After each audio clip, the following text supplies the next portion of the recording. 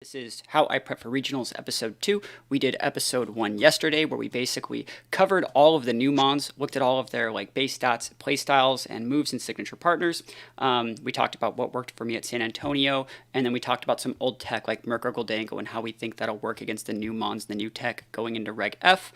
And then we reviewed a team that I showed on YouTube that uses a couple new mons with old tech sprinkled in. So today, what we're going to be working on in episode 2 is we're actually going to start by watching some replays, and feel free to interject whenever we're watching, and we're going to try and guess the leads, guess the moves, guess the common items and playstyles, just to basically, take a little quiz to see if we're on the right path and being able to analyze opponents' teams. From there, I'm going to be building a team around Raging Bolt and Incineroar that uses meta tools in a non-conventional way. I think that's one thing that we do really good on my channel, is using meta mons and even off meta mons in unconventional ways that are just slightly off from the way that most people handle them. So again, remember that first part is to see how people play it standard, and then once we get a good understanding of what standard is, we can bluff standard and then build things that are just slightly off meta. Things that are we're probably going to build around AV Raging Bolt, which I think most people are still using Booster Energy, Specs, Life Orb, things like that. I think AV is just a little bit different. Great partner with Incineroar. Who knows, maybe on the Incineroar, so you might even run something weird as well. After that, we're going to play a few games with the team and try to respect any specific options that we scouted for that we're really taking a note of in part 1, or anything specific that we try and build. So let's say we're going up into a Tornurshi matchup and we have a flowchart that works against Tornurshi. We're going to practice it every single time, even if it might not work, because we want to know if the things that we're building for are the right call or not. So playing a few games with them are going to be pretty important.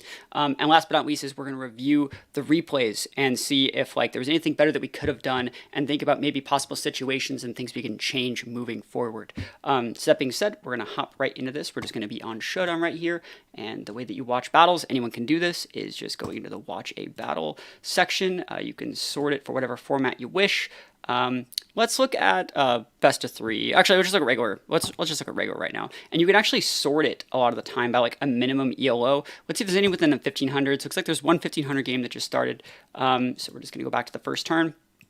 And what we're going to do is we're going to try and guess the lead options based off what we think these teams do. Now, again, we can't see the open team sheet, and we are testing for an open team sheet regional, but I still think it's a good idea to get a good understanding of what items we think these Pokemon are holding. So that being said, let's take a look at this Walking Wake team at the bottom. There's probably going to be a booster somewhere. I would think it's probably on the Walking Wake. That's probably a Specs Flutter on this team. That's just my guess. I don't think there's any other common items for Walking Wake just yet. Torn could be, a Sash or a Cloak. It could even be a Mental Herb or a Rocky Helmet. I think the Rocky Helmet is more common on the Amoonguss. I think it might be a Lefties or Orb Heatran. And then the Urshi could actually be Scarfed or Sash. We don't know if this is what Urshi this is, right? It's Urshi Dark. So Urshi Dark's, it says Urshi Dark, but that's weird. I wonder if I wonder which one it's going to be. It's kind of hard to say, right? We don't really know just yet. But if it's Urshi Water, it would be Mystic Water, I'm sure. Team on the right, probably going to have Psychic Seeds on the Sneasler to be able to pair with an Entity. I think an Ape like this would probably be Scarf Ape for Final Gambit. Primarina's probably packing, it could be Specs, but it could even be something like a Throat Spray. Ursaluna could also hold a Throat Spray. Those are very, very common. I think the Armage on this team is probably Orbed. So that being said, what are the options we think each team is going to go for? Obviously, the team on the top is going to be trying to set that Trick Room. So they're they have 3 ways of setting up Trick Room, right? They only have the 2 setters being Entity and Armarouge. They could either lead Sneasler Armarouge and go fake out Trick Room. They could lead Entity Armarouge and go Follow Me Trick Room. Or they can lead with Annihilate Armarouge and go Final Gambit Trick Room.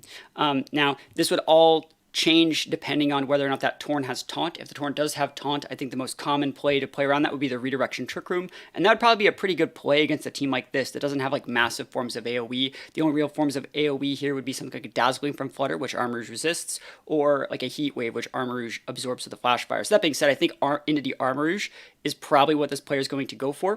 That being said, I think the play on this player's side, depending on what they're going to do, is probably bring a Amoonguss in to low-key check that Armarouge, or maybe even pivot in the Amoonguss. So if we don't see the Amoonguss as the lead, we know it's going to be in the back somewhere. So that being said, I think common leads on this exact situation, I wouldn't mind leading Flutter here. I think Flutter's a decent lead. And then if there is a Sashmon, I'd probably lead that just to be able to make sure we take the Entity off, and then you can swap in Amoonguss. So I just want to see what happens when we start this one off. So we see Urshi, maybe a common Sashmon, and Flutter. So Flutter's the right call. Ape's the right call. So it's actually really weird that we see Ape here. You don't normally see Ape against like these Flutter teams, in my opinion, because like the Ghost attack just won't KO these bulky Flutters.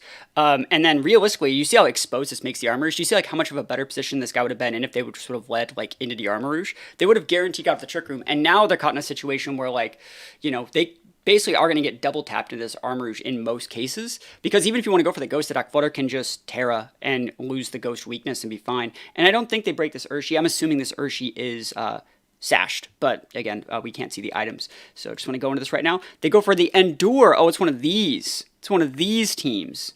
And how would you know in the open team sheet, right? Or the closed team sheet? Dazzling is going to be good. It's going to chunk that guy. I wonder who they're really going after. Wickable, that's right. That's such a good play to go into the Ape there. And I really like that from the Urshifu player here. And again, this is 1500. It's really smart to go into that Annihilate slot because it plays around the Endure Armor Rouge. And also, like, you would have just KO'd the Annihilate with the Dazzling Gleam. And if they, like, Final Gambit to clock Sash here, this would redirect the Wicked Blow into the Armor Rouge. It's actually really, really smart, and it plays around them getting the boost that they need. Now, I think it's basically over.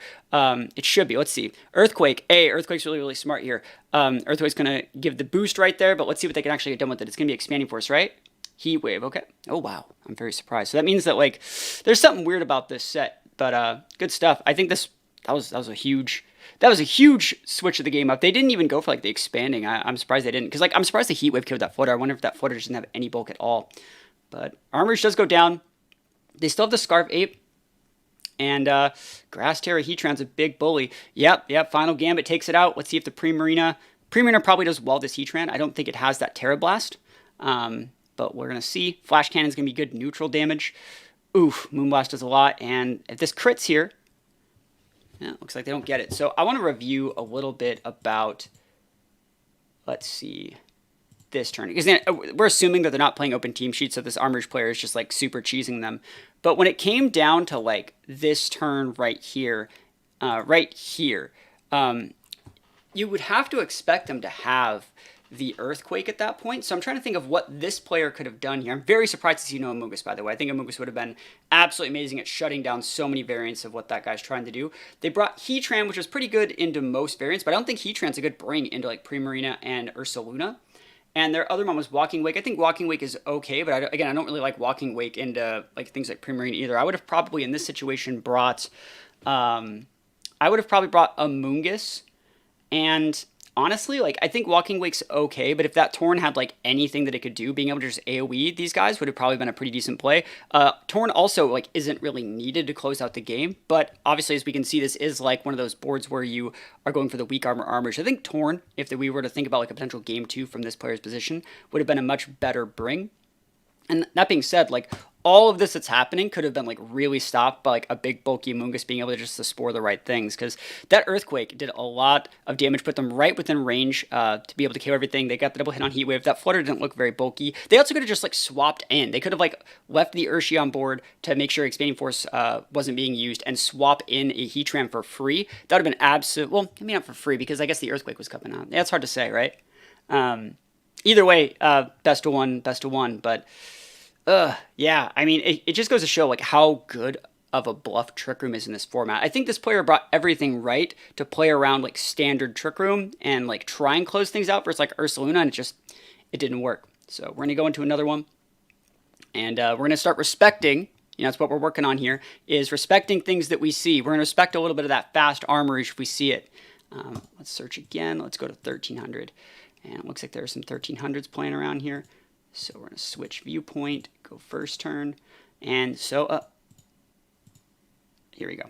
Oh my gosh. Switch viewpoint, there it is, perfect. So we have a little bit of sand, and again, indie Armor Rouge. So we're actually going to respect the ability to be fast Armor Rouge in this one. I think common items here, common items would be like, I would say Sash on a Whimsicott is a very, very common item, but on Sand, it's not as common because it gets that Sash broken. So Sashes might even be on the extra drill here. That being said, like, Zapdos could potentially be Scarfed. I think things like Armor Rouge, I still think Life Orb is very common. You could even see something weird like a Weakness Policy set. I think there's definitely something weird here going on with this core, but I do think Trick Room with Sand is one of my favorite cores. This player on the bottom, I think it's going to be like Booster on the Flutter. some sort of choice item on the Chi-Yu. Probably the Sash on, it's probably Sash Whim's Life Orb Shenpao with, I'm curious what the item is going to be on the Raging Bolt. I think Avi's really good, but Avi's the most common item on Rilla. So I really wonder what item they're using on Raging Bolt. I wonder if it's like a Covert Cloak or something.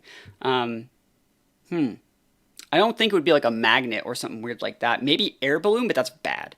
So that being said, what would each player be bringing to this matchup? The fact that they both have whims, and the fact this guy's team is so aggressive, I think Armrouge, if it has the right defensive Terra, could be very, very good. I also think you can go for a really weird mix-up of like leading Armrouge Excadrill and having them guess if you're swapping in the Indy to enable the Armrouge or swapping in the T-Tar to enable the Excadrill. I think that's something that could definitely happen.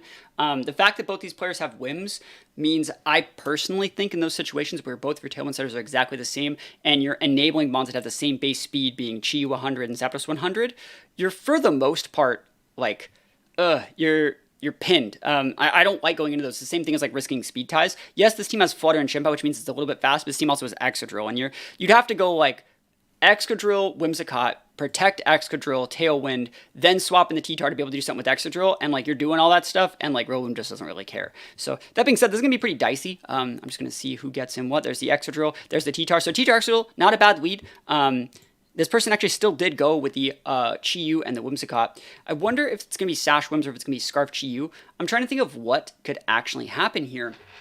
I wonder what I would see is gonna happen here is Whimsicott's gonna cast Sunny Day, and Chi-Yu's going to try and pop things. And even if the Chi-Yu goes down, it's going to be able to KO / like clock an Excadrill Sash, do 20 to 30% to the T-Tar, then it goes down, and then you just bring out Flutter and just roll them over. That's probably what's going to happen, which means the last mon on this team, if it's going to be Whimsicott, Chi-Yu, Flutter, it could be Shenpao to close out, but I think there is a good chance that it could be Rilla as like a pivot in to break the terrain. It could also even be Raging Bolt. I just don't really think Raging Bolt's like amazing into like Indy, into T-Tar Excadrill. So that being said, I would say it's most likely Rillaboom with a secondary of Shenpao as the last mon for this guy.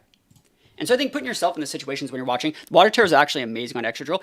The Chi player went for exactly what I talked about. They would get the burn on Excadrill, lucky, and not getting the KO with that Iron Head. Whimsicott goes down, which is actually good, but the Chi doesn't go down, which is huge, and we should see Flutter right here. Shenpao. Okay, I'm very surprised to see Shenpao. So this is another thing. I think that the fact that we don't see Flutter here means it's not coming, which means it's probably like, I don't see a situation where Flutter here is ever wrong. You can tap that. They already wasted their Terra. Flutter, it has Photosynthesis boost. It has everything you need, which means I think that this means Rillaboom is the last mon. Because like Shenpao, you wouldn't really need to send Rillaboom out into this. You would want to save Rillaboom until to bring it in after on Indy. But that being said, this kind of is a good tell that there is no Flutter here, or at the very least, it's a misplay. There's the Indy. We should be able to get a double KO here. Ice Spinner, great damage, takes away that terrain. And it is Life Orb Shenpao, just like we saw, or like we thought. Is that a miss on the Excadrill? Never lucky. Never lucky. T-Tar is going to come back out, and, oh, Zapdos, sorry, T-Tar went down. Yeah. No, that makes sense. T-Tar didn't go down. It was a pivot. All right, cool. Scarf Zapdos, just like we said. So Scarf Zapdos really cool. Brings this guy back in. Gets taken out. And so if this last mon is real, like we said, real player still wins. So Rillaboom, it's almost like a play of the game, right? I mean, this guy still has Terra. Let's see if it has anything good. Let's see how much damage this does to the Chi, to the Zap. Yeah, that's nice. Cool. Easy peasy. So this guy brought the exact 4 that we expected once we saw the Shenpao. And I think that's one thing a lot of players can be doing is like putting yourself in the headspace of being able to know for sure what the last mon is in every single situation. Once you see their leads, you think like these Pokemon have to be brought with these Pokemon have to be brought with these. And we're able to like low-key analyze these things without the use of the team sheet. I think that's actually something that's really, really important. Not that like Premier Challenges and mid-seasons and regionals, not that those are like closed team sheet events anymore, but being able to do that without relying on the team sheet and, correctly making the right plays to condition those things and respect those things. It's a skill worth keeping around, in my opinion. We're going to go into another one. Let's see if there are any 15s. Any 16s? Nah. 19s? No, it's probably just 13s. Here we go. More of these. Okay. Okay. So this person's team has Latios with Chi-Yu. I think Chi-Yu's a very, very good mon. I was talking about it with one of my other Patreons yesterday. I think Latios is very, very underrated in this format. And so is Chi-Yu. Sorry, Chi-Yu is what I was main talking about. I think, yeah, Chi-Yu's very, very good. And so we see Chi-Yu on this side with a little bit of Lando hands. Probably going to be AV hands. On this team, I would expect a Rocky Helmet Amoonguss. Probably Scarf Lando. I wonder what the Chi-Yu set is. It could be Specs, which would mean this would have to be a Tailwind Latios. And then I don't know for the Urshio. It says it's Urshi Dark. Urshi Dark's still very good as well. I don't really know what the item would be on that thing for this specific format. I'm a big fan of Band, but Band actually doesn't have the right teammates to be used correctly in this situation. On the bottom, we see Flutter, Arc, Scrafty, Swampert, Dragonite, and Amoonguss. I still think Band Amoonguss is very good there, but Citrus could also be viable. Not Band, sorry. Rocky Helmet could be good on the Amoonguss. Citrus is viable. Band is good on Dragonite. It's also good on Arcanine.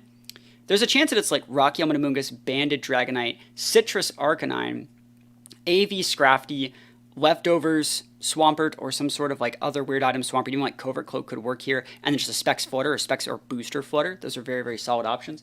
That being said, the player on top, I would say, has an advantage in speed control. If that is Scarf Lando, they can then outspeed and pin the Flutter. That would mean if this person does want to use their Flutter, they have to surround it with a Fake Out user like Scrafty or an Intimidate user like Arcanine. So that being said, this Landorus player should expect this player to lead at least one of their Intimidators, which means if I was this player on top, I wouldn't even be leading with Landorus. I'd probably be leading like Chi-Yu, Urshi, or even like Latias Urshi, and then bring my Landorus out in the back with either a Hands or Amoonguss to close out.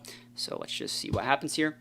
So Flutter and Arc, so Flutter Scrafty, this is the exact lead that I talked about, and that's the exact lead that, like they said, the Flutter is now protected from the Terra Blast, even if they wanted to go for something weird because of the Intimidate. So let's see if they get the flinch here, and no flinch, big damage. Is that? That's a bulky Lando. It's Scarf too, but very, very bulky. So double and pivot, that's a great double Intimidate. And because the Landorus is fast on Scrafty, it's one of the strengths of Scrafty as an Intimidate user. It can still get the Intimidate and then pivot out slower than other mons like that Lando. So you still get to Intimidate cycle them correctly. Great Water Terror on the Amoonguss. It is Citrus Amoonguss, so that means that no Rocky Helmet. And the Hands goes for that. So Volt Switch is weird instead of Heavy Slam. That means if I was this person, I wouldn't have brought Hands to this matchup. Just because like Volt Switch doesn't really do anything to like a lot of mons, in my opinion, but both players are making weird plays. Lumberry Dragonite. Wow, what is this? What is this? 2014. Pivoting the Hands again. Protect Amoonguss.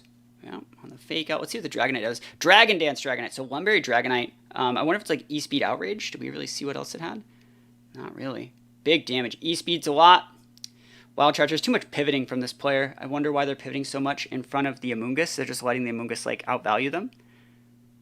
And this is multi-scale too. Wow. Yeah. So this Arcanine's going to have to pivot in Scrafty or... Oh my god, it's not. Yeah, they're just getting absolutely cycled. I mean, it makes sense why they have a Volt Switch in this exact situation now. 1% Lando. Wow. And they have Spores. Yeah, I mean, so this person just needed to do a better job of taking out the Amoonguss, in my opinion. Amoonguss is just giving them the business. There's another Spore. They actually did the right thing by resporing that Dragonite slot because it had a higher base or higher like wait time. So that being said, I think this Landorus player is still doing a really, really good job. Luster Purge doesn't work on Scrafty. Scrafty pivoted in that slot, but Luster Purge is the new move that got boosted. I think it has like a 50% chance to lower their speed def. So it's a good move, better than Psychic. It's a signature move here. But like everything's asleep. You can cycle all you want, but this Amoonguss is just gonna, it's just gonna pivot around forever and never really lose its value and just like throw Spores every time if it needs to.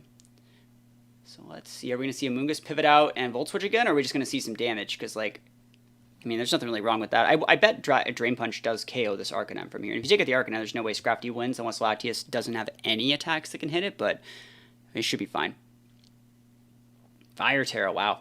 Woke up, chose Violence. Woke up right there. There's the Violence. Does get the KO. Okay. All right, well, we'll see what happens. I mean, honestly, you could redirect. Yeah, you could literally just click follow me if you're not. If I don't know how the Latias is built, right? But like, let's see if the Latias can do anything. I almost want to say this Rage Power. That's what I would do. Draco Meteor ain't it because you gotta get this guy off the board, and it's a Citrus Amoonguss, right? So it's if that didn't KO, that could have gotten really dicey. And they have Snarl on Scrafty. Oh man, that's That's a spicy meatball. Draco misses. Oh my gosh. Low kick. Oh, Mungus holds and gets the spore. Oh my gosh, that's going to be game. But like, low kick. Yo, where's the Drain Punch? It doesn't get Drain Punch in this game, does it? Does it? No, it does get Drain Punch. It's Hitmontop that doesn't get Drain Punch. And the fact that like you actually have Pollen Puff, it's kind of value. You're eventually going to be able to value out. Oh, Wake Up, 1 turn sleep. This should still be game because they don't have Drain Punch. I think Drain Punch here is actually like more value. That's really, really funny. But hey, this guy takes it. Luster Purge, Draco Meteor. They played really, really well until I feel like they threw just a little bit. Right around here, I feel like once they got like 3 or 4 Pokemon asleep, they went on autopilot, and I think that's one of the reasons I'm not going to call this like a balanced team, but like these teams that focus heavily on like Amoonguss and hands positional play, you have to play it like really, really on point every single time, and if you're not playing it super on point, and if you're not making reads and like keeping up the tempo, you get one bad sleep roll and the game just almost flips on you.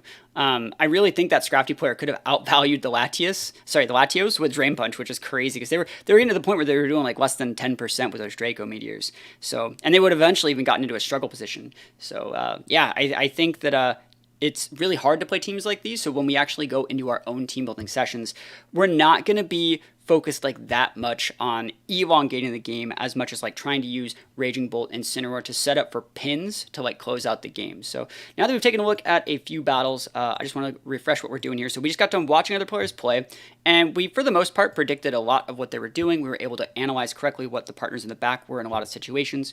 Right now we're going to go into building a team around Raging Bolt and Incineroar that uses meta tools in a non-conventional way. So we just saw a bunch of what people are doing, and so I'm going to go into my team builder here, and I'm going to plug in Raging Bolt. I think Raging Bolt is, again, a very, very good Pokemon. It has a 125 base HP, which is amazing, 137 base special attack, which is very, very nice.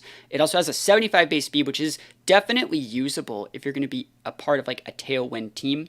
That being said, I want to surround it with Pokemon first. The way I like to build my teams is I don't necessarily want to say I have to use this move, I have to use this nature, I have to use this item. I want to pick its partners first, and then from there I'll see what I want to flesh out. So I'm going to be building it with Incineroar. Incineroar is not a Pokemon that I'm like a huge fan of. I know a lot of people think Incineroar is like the best Pokemon ever, but in reality, it's a lot slower than Hisuian Arcanine. It's not nearly as threatening physically as Hisuian Arcanine. Like, Rock Slide's a really, really big threatening move on turn 1, especially when you consider the fact that most Hisuian Arcanines, let's just plug in Hisuian Arcanine over here. When you talk about the fact like Hisuian Arcanine has like the same base attack stat, but they're usually built way more aggressively, like full attack band sets. They can also have like extreme speed. Like, honestly, this Pokemon's like it's not free, but if you're talking about like flying across the country and paying like thousands of dollars to compete at a tournament, I'm far less afraid of Incineroar, which just kind of wants to fake out in Parting Shot, versus a guy that is going literally all in on turn 1, right? So that being said, Incineroar is a good mon, but it's somewhat reactive, and it's a very, very solid mon for like being able to analyze the board state, pivot out, apply those Intimidates, and just generally be like a Swiss Army knife that kind of holds the team together. That being said, the other meta tools I'm going to be surrounding it with is a Pokemon I think is the best in this format, and it's going to be Urshifu, and we're using an Urshifu Rapid Strike on this team. So we have like a Firemon, we have a Watermon, and we have like a bulky Dragon Electric, so not necessarily a Grassmon yet, but like a Fire, Water, Grass core will eventually be what we're going to be building around. You can see these two Pokemon have the big ground weakness on their Electric and Fire typing, so Water Urshifu is going to do a really, really good job of disincentivizing those ground types from being able to just roll us over. So this is one of our checks to Lando after we finish our building phase. I know this also does have a weakness to Lando on its fighting typing, but we can build around that. And, you know, we're going to be, what better way to outspeed Lando than to add a Tornadus? So again, very, very solid, like standard meta play so far. Tornadus can get to set the Tailwind and enable all these Pokemon to function at +2 speed. It can have weather control. It can just be a generally like good mon. And again, more than that, it's again, we have two weaknesses to the ground. We have a mon that checks the ground, and now we have a mon that can pivot on the ground. So I think it's really, really smart when you think about like adding mons to the team. Is like, you got to think, you don't necessarily need to think about how much you need to win. You need to think of what can I add that can still give me offensive pressure while switching, right? Because if you just swap into something and take some damage, you don't always threaten the board back. But with Urshifu, you do. With Tornadus, you do. I think that's very, very important. I know I also talked about adding a Grassmon. I'm actually going to add a Bramblegast here. And people have been using Bramblegast for a while, but I would say Bramblegast is definitely like a slept-on Pokemon. in Reg F. I feel like people kind of got bored of it halfway through Reg E, but I think Bramblegast slots in onto this team very well. It covers up for Incineroar's weakness to fighting. It helps us close out against other Torn Urshis. It's good against other bulky water types, which would normally give Incineroar problems. And you're starting to see a pattern of, like, let's say, like I talked about, we had 2 Pokemon that are weak to ground. We add like multiple Pokemon that are good against it. We have like multiple weaknesses to like other Torn Urshis and stuff like that. We add multiple Pokemon like this that are good against it, right? So I think that adding like multiple Pokemon to help you cover up for weaknesses and make it so one Pokemon doesn't have to do everything, it can be very, very nice. It also is another solid lead option. So they have to respect Torn Urshi as a lead. They have to respect Incineroar Torn as a lead. They have to respect Raging Bolt Torn as a lead. They have to respect Torn Bramblegast as a lead with either of these Urshifu and the Raging Bolt as a closer. It's very, very nice, and I think Bramblegast slots onto the team very well. The last Pokemon that I'm going to include on this team is probably going to be a Fluttermane. Now, this could definitely change, but I do think that Fluttermane is definitely the right closer mon on a Tailwind team. What you can do is hyper fixate your opponent on dealing with your board at hand. One of the games we actually saw, our opponent did this very well. It was like I think the second game where I said like, oh, you just bring out Flutter here and you roll the T-Tar Excadrill. They didn't bring Flutter, but they honestly should have, just because Flutter would have been able to be brought in, had the Photosynthesis boost, had the speed control, it would have been able to double tap that T-Tar Excadrill and you would have won right there. So it's the slight difference in like adding something like a Flutter into our team building as opposed to like, let's think of like other good special attackers. There's obviously like Chi-Yu, but like let's say you want to add like an Iron Moth or like a Thunder Asterion or, you know, like a Porygon Z. I think all those Pokemon are definitely usable, but I think Flutter is the only Pokemon in the game in the special attacker slot that gets right to the point. You got to be this tall to ride, and Flutter just basically says like, hey, I can threaten 2 mons at once at a speed tier that only like 3 or 4 mons can catch. I'm immune to things like extreme speed. Most priority moves don't really KO me in the meta right now, and honestly, like Flutter just creates like little situations where if you get up the right speed control, you just donk them with Flutter. And again, it's another really, really good partner for the Tornadus. So by not having, like, let's replace this Flutter with like a Porygon Z, just to look at it, right? Because Porygon Z would add like a normal typing and like a couple good things to cover for Bramblegast. But now, if we have this board and they have Tailwind, all they have to do is just have Tailwind and a mon that's faster than base 97, right? So by adding a Fluttermane here, it really just locks them out of being able to just roll us over with opposing Fluttermanes as easily. Because like we could see them really honestly just go like Torn Flutter with like a pivot into like a Fardraft or an Indie to stop our Bramblegast from being able to check them with like a Shadow Sneak or something. And it's honestly like, that's like the biggest value that Flutter brings to the table is it has a huge speed stat that forces your opponent not to just go all in. Like the best thing about this team is it really disincentivizes like those all in plays on turn 1, and it makes the games usually last about 4 to 5 turns as opposed to like 2 or 3, which a lot of like Torn Urshi teams tend to do. But I think that the Flutter is the right choice in this situation. So that being said, now that we have all these mons, I'm going to start adding moves that we know we want these Pokemon to use. You don't need to worry about your EVs yet. You don't need to worry about your items or your Terras. I just think it's a good idea to start adding moves we know we want these Pokemon to use. And I think the move that we know we want this guy to use is going to be, what is it, Thunderclap? Yeah, so it's a 70 power, 100% accuracy priority move. It's a good mon. It's like Sucker Punch, though, so it'll fail if they're not actually attacking something. So that is worth noting. So definitely worth respecting, definitely worth having around, but it's dicey. So we might still want to add like a Thunderbolt or even a Thunder if we want to add something like Rain Dance on Torn. Let's think about what we want on Incineroar. We know we're going to want Fake Out. We know we're going to want this. Do we even want Parting Shot? That's a good question.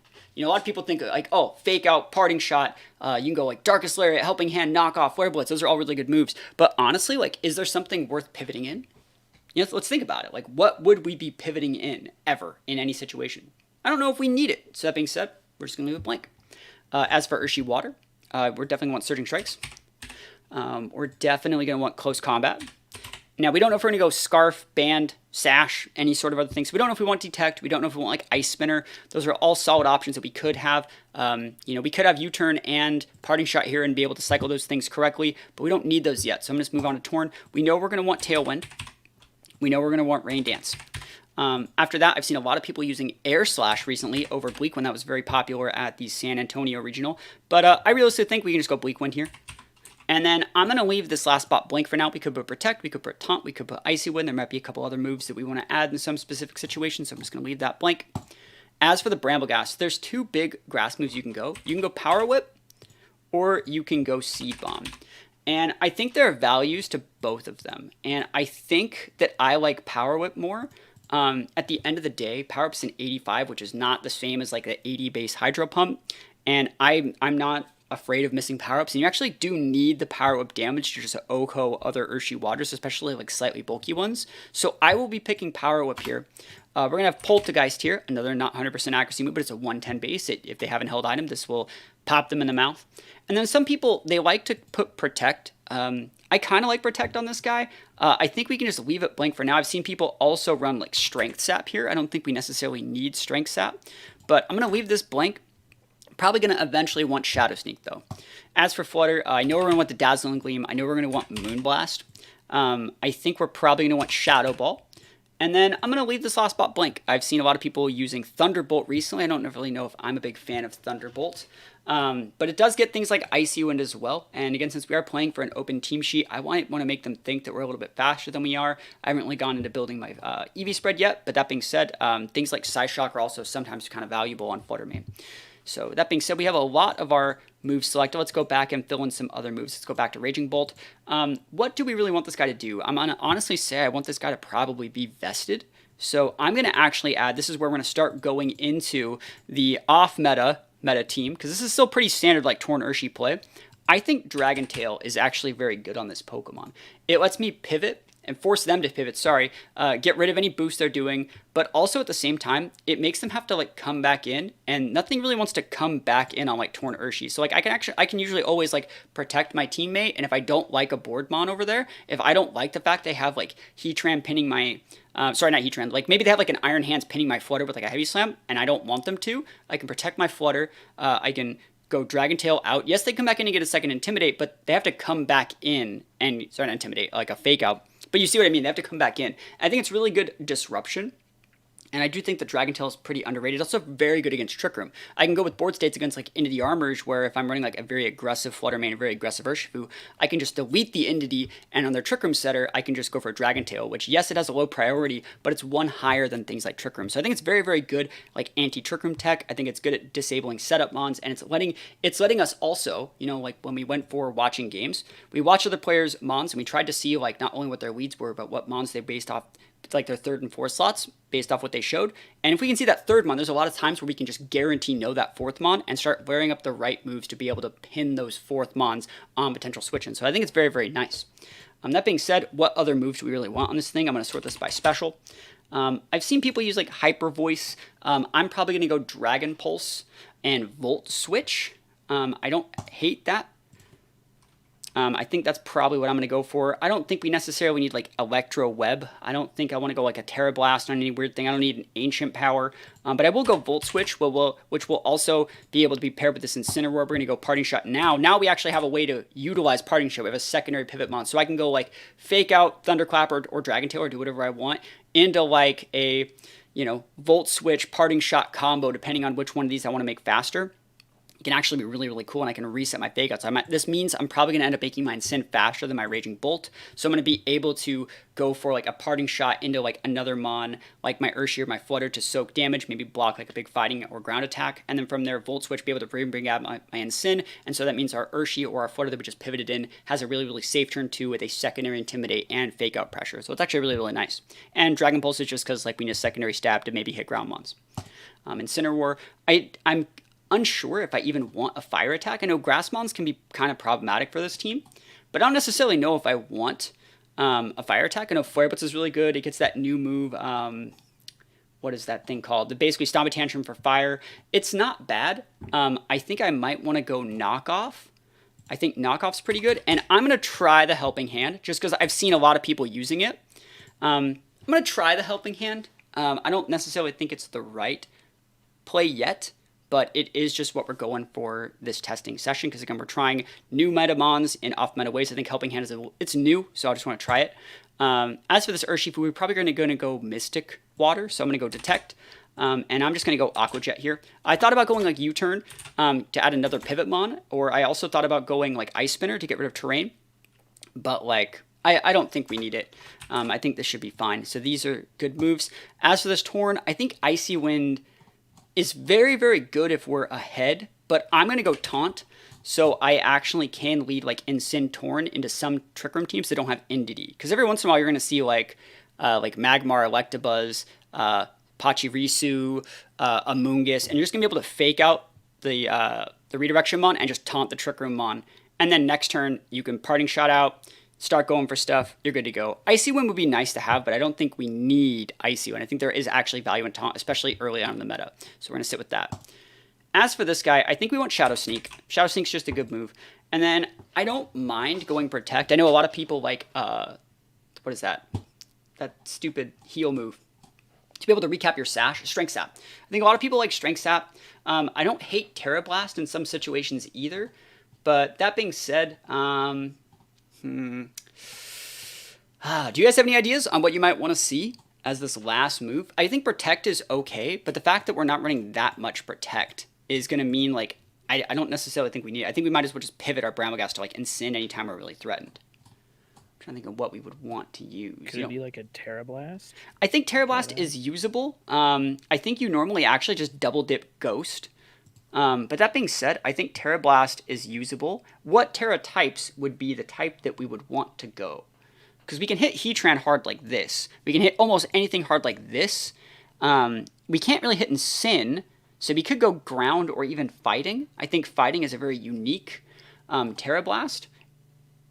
But it doesn't even get the KO from neutral, right? So that is another thing. Do I want to go Phantom Force? Is that viable? I don't dislike Phantom Force. And we're probably going to Sash this guy. I think Terra Blast is probably too deep. That's just my opinion on it. I'm still looking. Yeah, there's not that much to really go. I'll throw Strength Sap. Actually, you know what? Let's just throw Protect. Let's throw Protect. There's nothing wrong with this move. Let's just throw this on there. And then for the Flutter, I think I will go Power Gem here.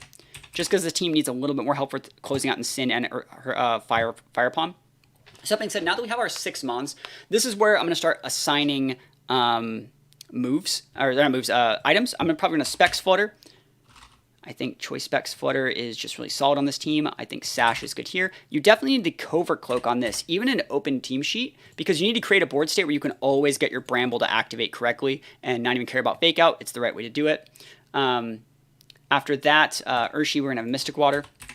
And I will actually really think about making this ground because I think it would increase the hands matchup as well. Being able to hit the hands and avoid, like, because hands really can't do that much to you. Incin's going to have a Citrus Berry for our first little bit of testing. And we have our Assault Vest here.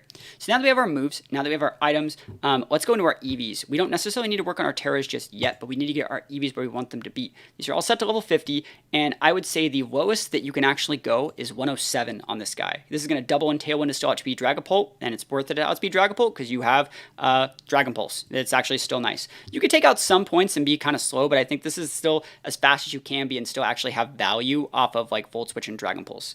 So that being said, I'm gonna have this much speed for my testing. From there, I'm probably gonna go full special attack just because that's what I want to test.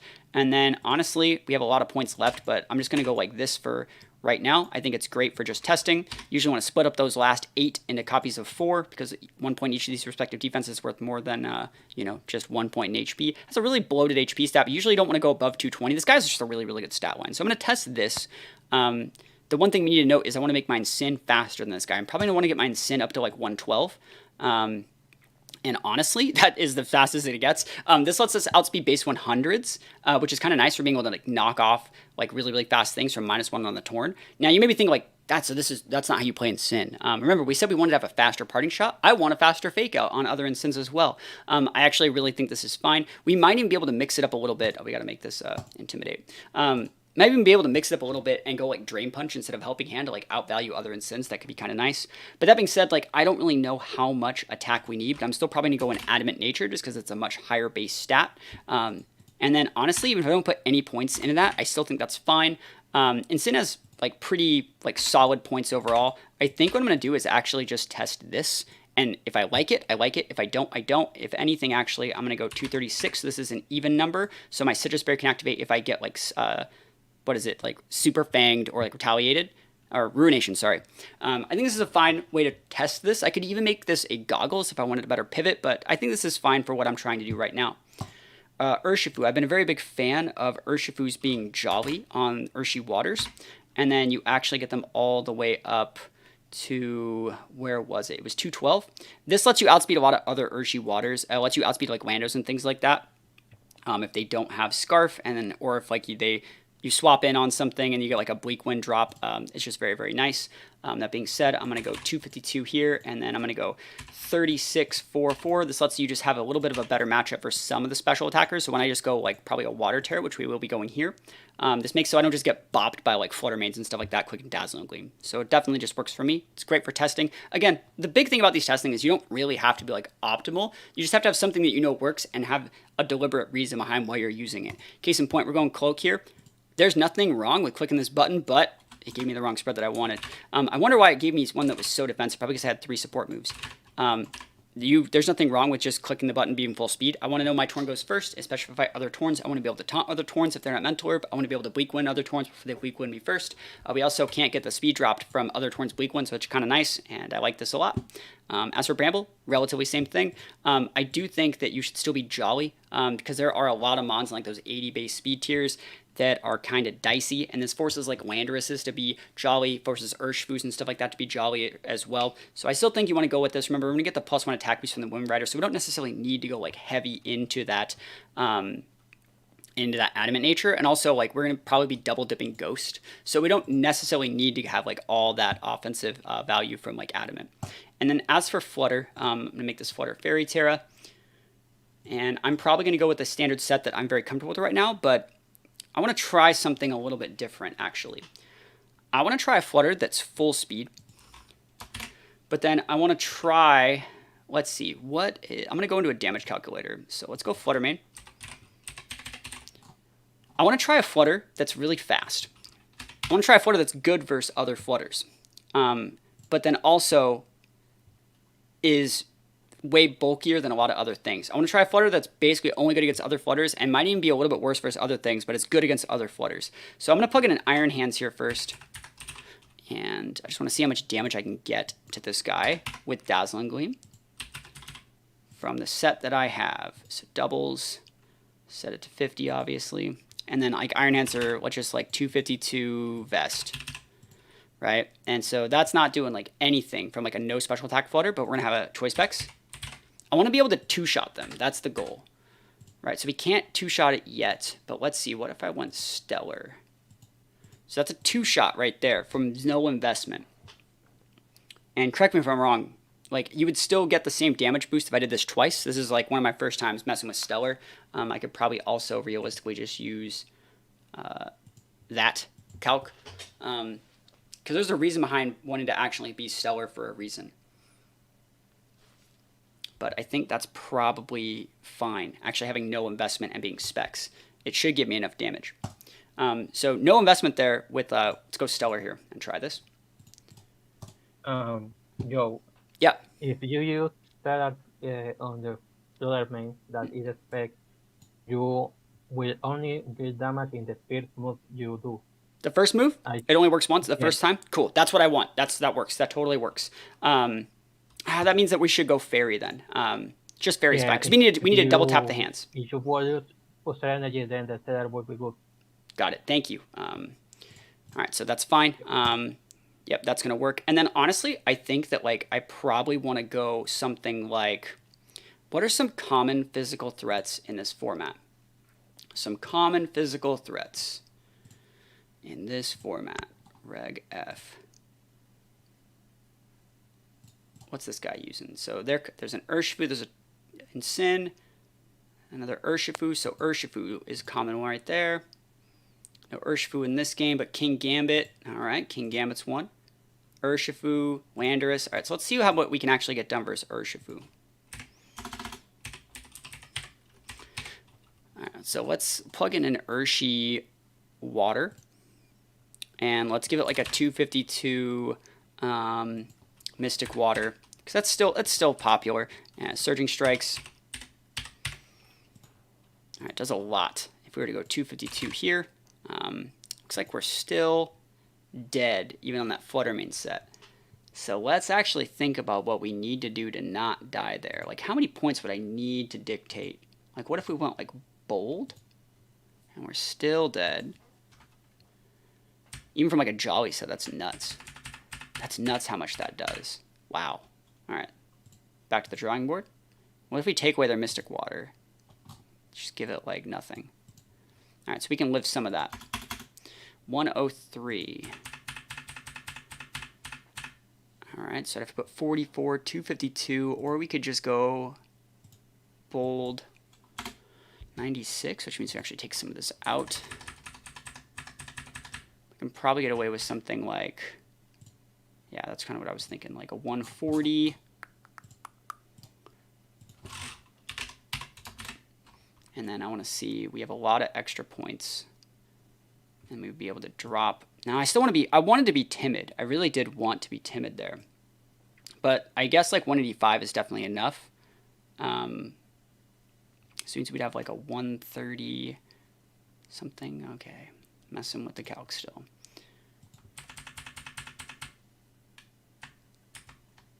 I think that's fine. Okay.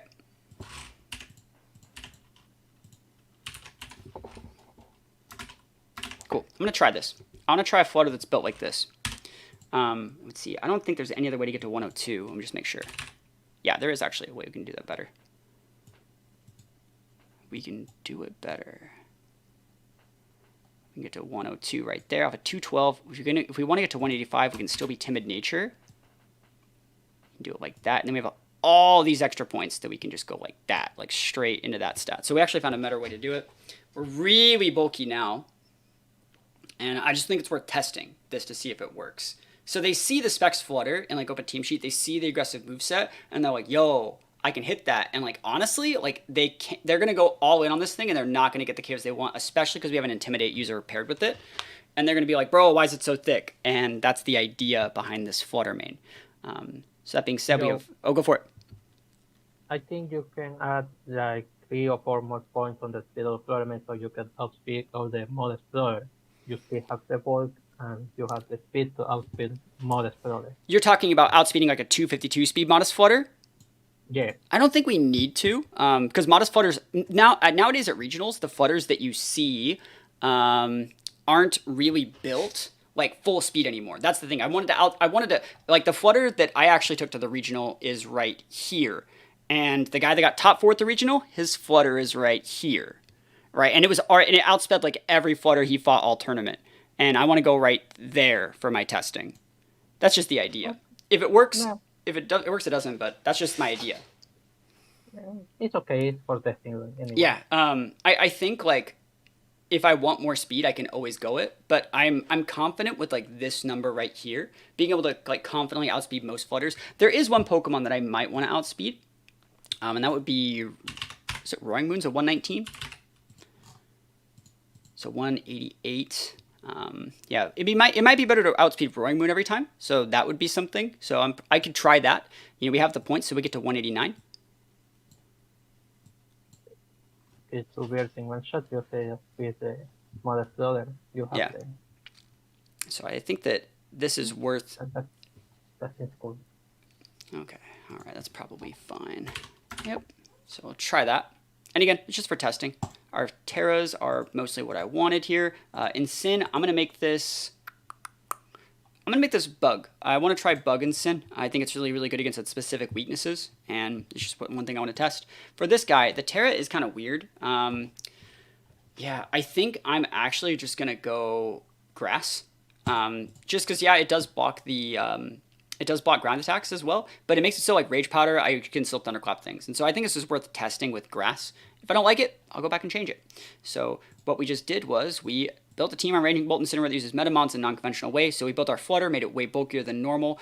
We built the AV version of Raging Bolt. We built standard Torn Urshi, which is a little bit of a weird tech with Bramblegast. And now what we're going to do is going to go play the team and try to respect other options and basically respect the sort of meta calls that we saw other people use.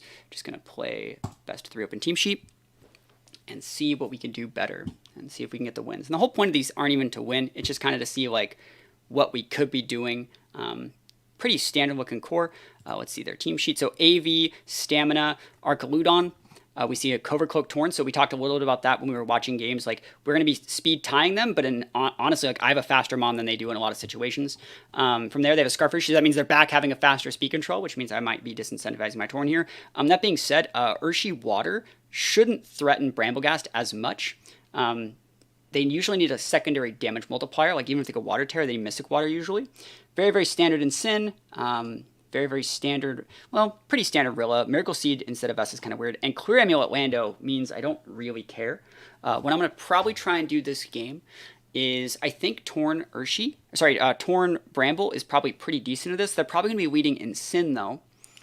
And then from there, I can probably pivot into my Urshi and then bring Flutter as a closer. We're going to try that for game 1. So those two, this, and Flutter. I think this is probably good. Did they have knockoff? No, they didn't. Yeah, we're fine. Cool. So just for game 1. So there's our Incin. We already talked about that having to come. This is a great situation for us. So they get Intimidate. I don't think it matters like all that much. Yeah, Electroshot, Dragon Pulse, Flash Cannon, Body Press. I think we're kind of okay. I think what I'm going to do is I think I kind of want to click Bleak Wind, believe it or not. It's good damage into the Incin. I don't necessarily need to, though. I can actually probably just go Rain Dance this turn. They might just try and pop me, though. What if I just went like, like, they probably, no, they wouldn't Electroshot because they don't have the, I'm surprised they even have Electroshot. I guess they have Rain Dance on the Torn. That means I don't want to Rain Dance. I don't really want to do any of these. I'll click the Bleak Wind. And I think I'm just going to pivot in the Urshi. I think it's fine. It's a good pivot in the Lando, but we should be able to outspeed it. Look at that damage. It's that big damage. Knockoff's fine. So we still pin this thing. We know they have Archaludon. So the fact that we see these two plus Archaludon, I don't think they have Torn. I think that they might have Rilla. They could also have their Urshi, but I think that Rilla is very common. From here, I'm thinking of what we actually want to get done. I don't think there's an issue with just setting Rain Dance and just Aqua Jetting the Lando, because we'll get the KO on it every single time. I think that's probably a fine play. I'm not really afraid of your Incin. And then from there, you bring it to Archaludon, but like we have the right tools to be able to pin it in the back. The fact they have both their Intimidators on the board and we still have Bramble to bring out, it's going to be really nice. So peeling off this Lando is going to be great. Rillaboom's a good Mon to bring out here. Rain Dance pops Lando. Oh, he ate it! I'm actually really surprised he ate that. I'm like so surprised. Really, really thick. I know we were intimidated. I still thought they went down.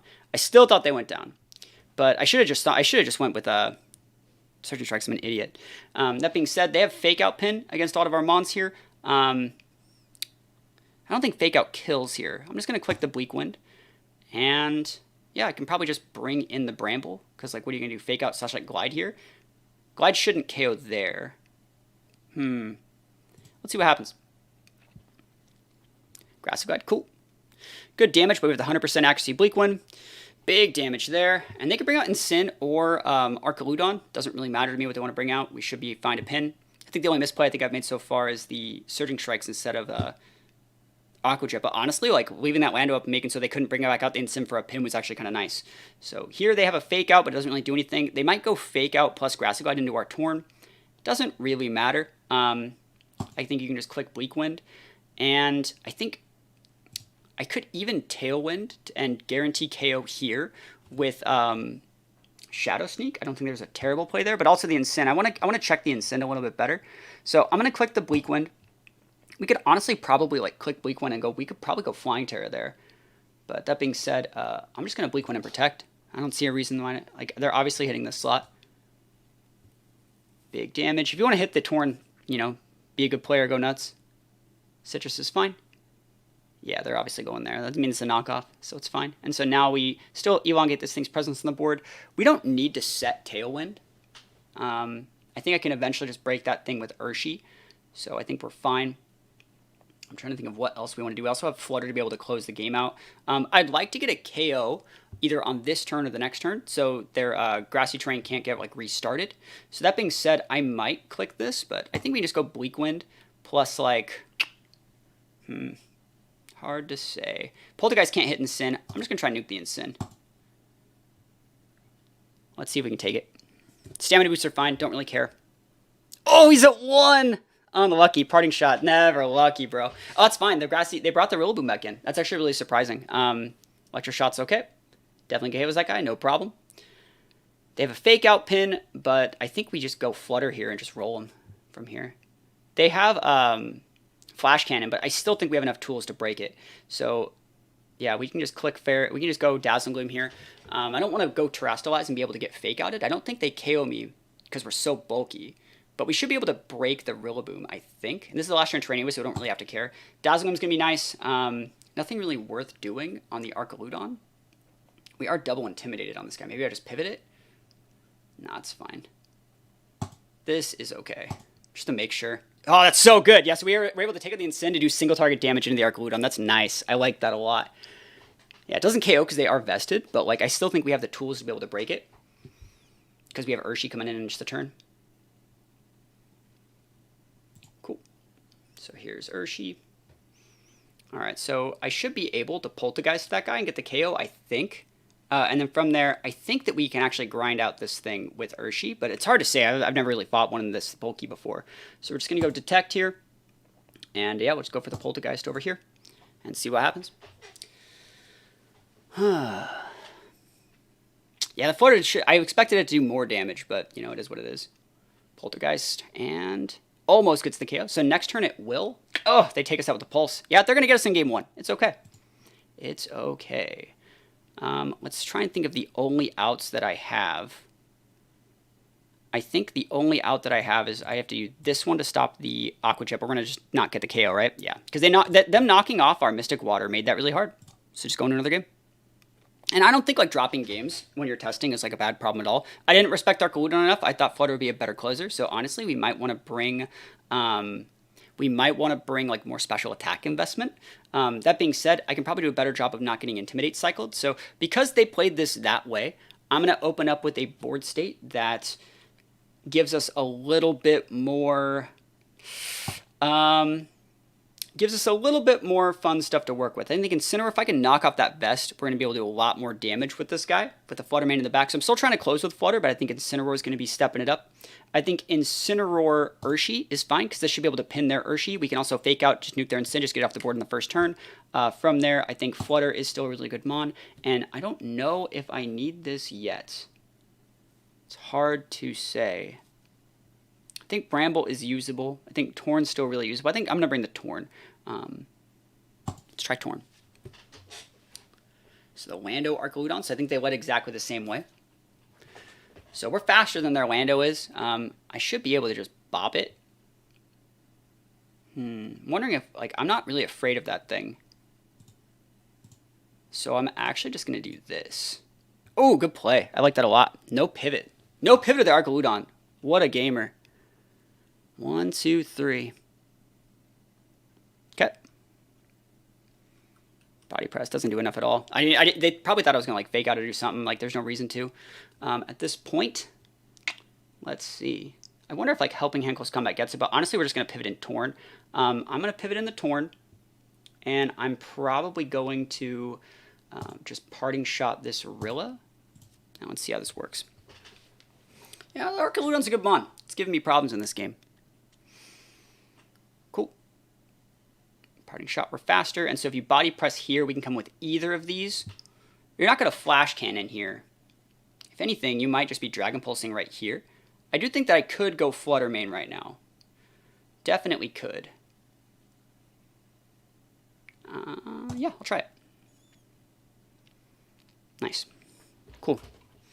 So in this exact situation, they could click a couple different things here. They could click Grassy Glide in that slot, and I can pivot in Incin. They could click Flash Cannon in there. I can pivot in Incin. I think I will actually just do that. We're just going to pivot in the Incin, and I'm just going to click Bleak Wind. I'm going to try and start slowly getting this Rillaboom off the board. I think it was a mistake to Rain Dance because I made it easier for them to use Electro Shot last time. And if they want to use Electro Shot on this guy, they can be my guest. Crit on that is unlucky because, you know, we intimidated them, but it's fine. Miss is unlucky, but we take out the Rilla finally.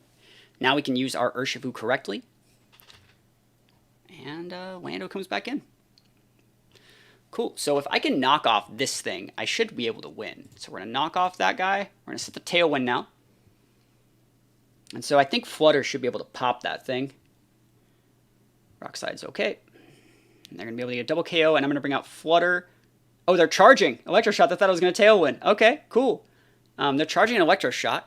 Let's see. What do we don't actually know what they have in the back, but honestly, I think a lot of their Mons just get bonked by Urshi. We just don't know who they were targeting. I guess it means they had to target this slot. So that means if I bring out something that makes so they have to hit this slot with the electric charge, Flutter Mane's going to be good. So this is just value. I don't want to Terra yet. Does not matter what I actually use in this situation. If they have Urshi, the right play is to Bleak Wind, because that would mean we can catch the Urshi and just KO it. So we can KO any of their Mons here if we hit this Bleak Wind. They're going to stay in. Cool.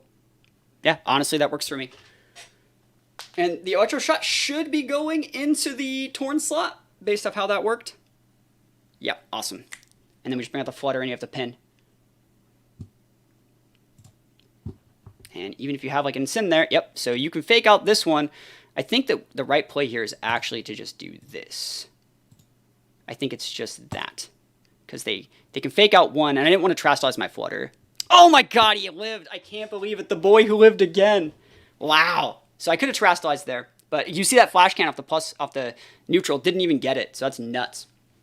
Yeah, so we just are able to win here. Let's see, they have Citrus over there. Yeah, it's fine. So we're stuck here. The guy says special attack drop saved me. Like, honestly, I don't think the Incin could have done anything to the Urshi, because I would have just took it out and then took out the Incin when I felt like it. But I agree. I mean, we're bulky, so we take those. Going into game 3. And so last time they went heavy Arcaludon Lando, I think I can lead roughly the same way, but I want to do a better job of respecting their Rillaboom. I think Rillaboom's more of a problem than I'm giving it credit for. So that being said, if I were to lead like Urshi Torn, they shouldn't be able to as easily swap in on that. So I'm going to try the Urshi Torn lead. I'm going to bring the Incineroar in the mid as my pivot for like just problematic moves, and then I close with a Flutter again. They're going Urshi here and Rilla. Awesome. So they can fake out my Urshi, but not my Torn. So Torn's very, very valuable here. Bleak Wind Storm is just an absolutely ton of damage. And they have a Scarf Urshi, so that's very, very scary. That being said, I'm probably going to switch in here. And I think I might just rob Bleak Wind. And if you want to go for... yeah, if you want to double dip there, that is a problem for me. I think they might have the good pin here. That being said, I could Tailwind before anything weird happens. That's probably the right play. I like that play. They're going to go Water Terra and probably just pop my Torn. Yep, good play. Fake out. Crit me again with fake out. Not bad. U-turn. Oh my gosh, that's nice. I was just gonna lose this Torn. They had a really good pin on us there. I can't believe they didn't do that. Like not that many Mons on my team really eat that well. Like Raging Bolt was my only real one, and then even if I pivoted in the Raging Bolt, they just pivoted with Orlando and they would have great tempo. So yeah, let's see what they want to do.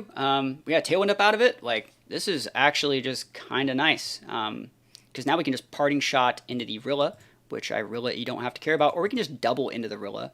I think knockoff plus the Bleak Wind is just great damage. And then, like, yeah, it sucks getting, it sucks eating a Rock Slide, but I don't really think it just KOs us yet. And if we take out the Rilla, we're in a good spot. And if you want to swap in the Incin, like, that's fine. Like, you're going to lose your Citrus.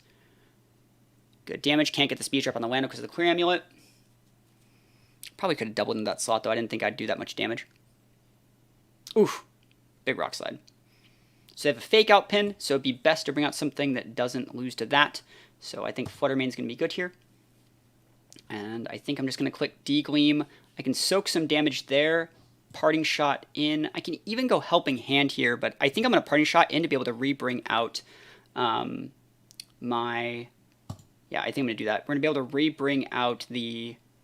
Let me think. I could also go... I don't want to waste my Terra yet. I'll just Parting. It's fine. These are both good. Ooh, Rilla comes back in. Cool, not bad. Bring in the Urshi. They have 3 turns left on that terrain. It's problematic. They don't get the KO there. So I think I'm just going to swap in my Incin, have a fake out pin, take out that, be able to pin their Urshi, and be in a good spot. Unless they crit us with the Grassy Glide, we should be fine. Lando, not bad, not bad. Nice. That's great. That's just wonderful. And now we have another fake out pin. So we can fake out pin this, They have Scarf Urshi. And we're running out of tools. But the Urshi can only lock into one move. Like, if it wants to lock into, like, a close combat to deal with Incin, my Urshi, it can't hit the Flutter. And if they want to lock into, like, Surging Strike, so they can't really do that good of a job against our Urshi. We still have Terra as well on our Incin. Not that it really matters. But I think we're doing a little bit better in this one. This is the last turn of Terrain. So, honestly, I could also just wait out Terrain. I can probably just go Fake out here. This is such a hard one. If I were to make the read and fake out the Urshi and Degleam, your Terrain goes away. I bring out my Urshi. Then I want to see what they lock into. They're totally locking into like a water attack. So that means I could just fake out here and pivot in here. And then you don't have Terrain anymore. And then I might lose my Incin, but then I get to bring out my Flutter, and that's a bad play. That's bad. It's fine. I only have a little bit of time left. It's okay. I'm gonna make it anyways. Let's see what they want to lock into. If they lock into the wrong move, like we're good. Aqua Jet. That is weird. Yeah, you can stay there with the Aqua Jet. I like that play though, because if I fake out there, you can Aqua Jet there and then re-Aqua Jet my Flutter slot, so it's not bad. But that being said, now like you're pretty pinned. I'm pretty sure that we outspeed your Rillaboom, so I should be able to KO that slot with knockoff, or at least you're pivoting into something that would take way too much damage. And then I think I'm actually thinking of doubling into that slot, but I think I'm just going to go into the Urshi. And if you have Aqua Jet.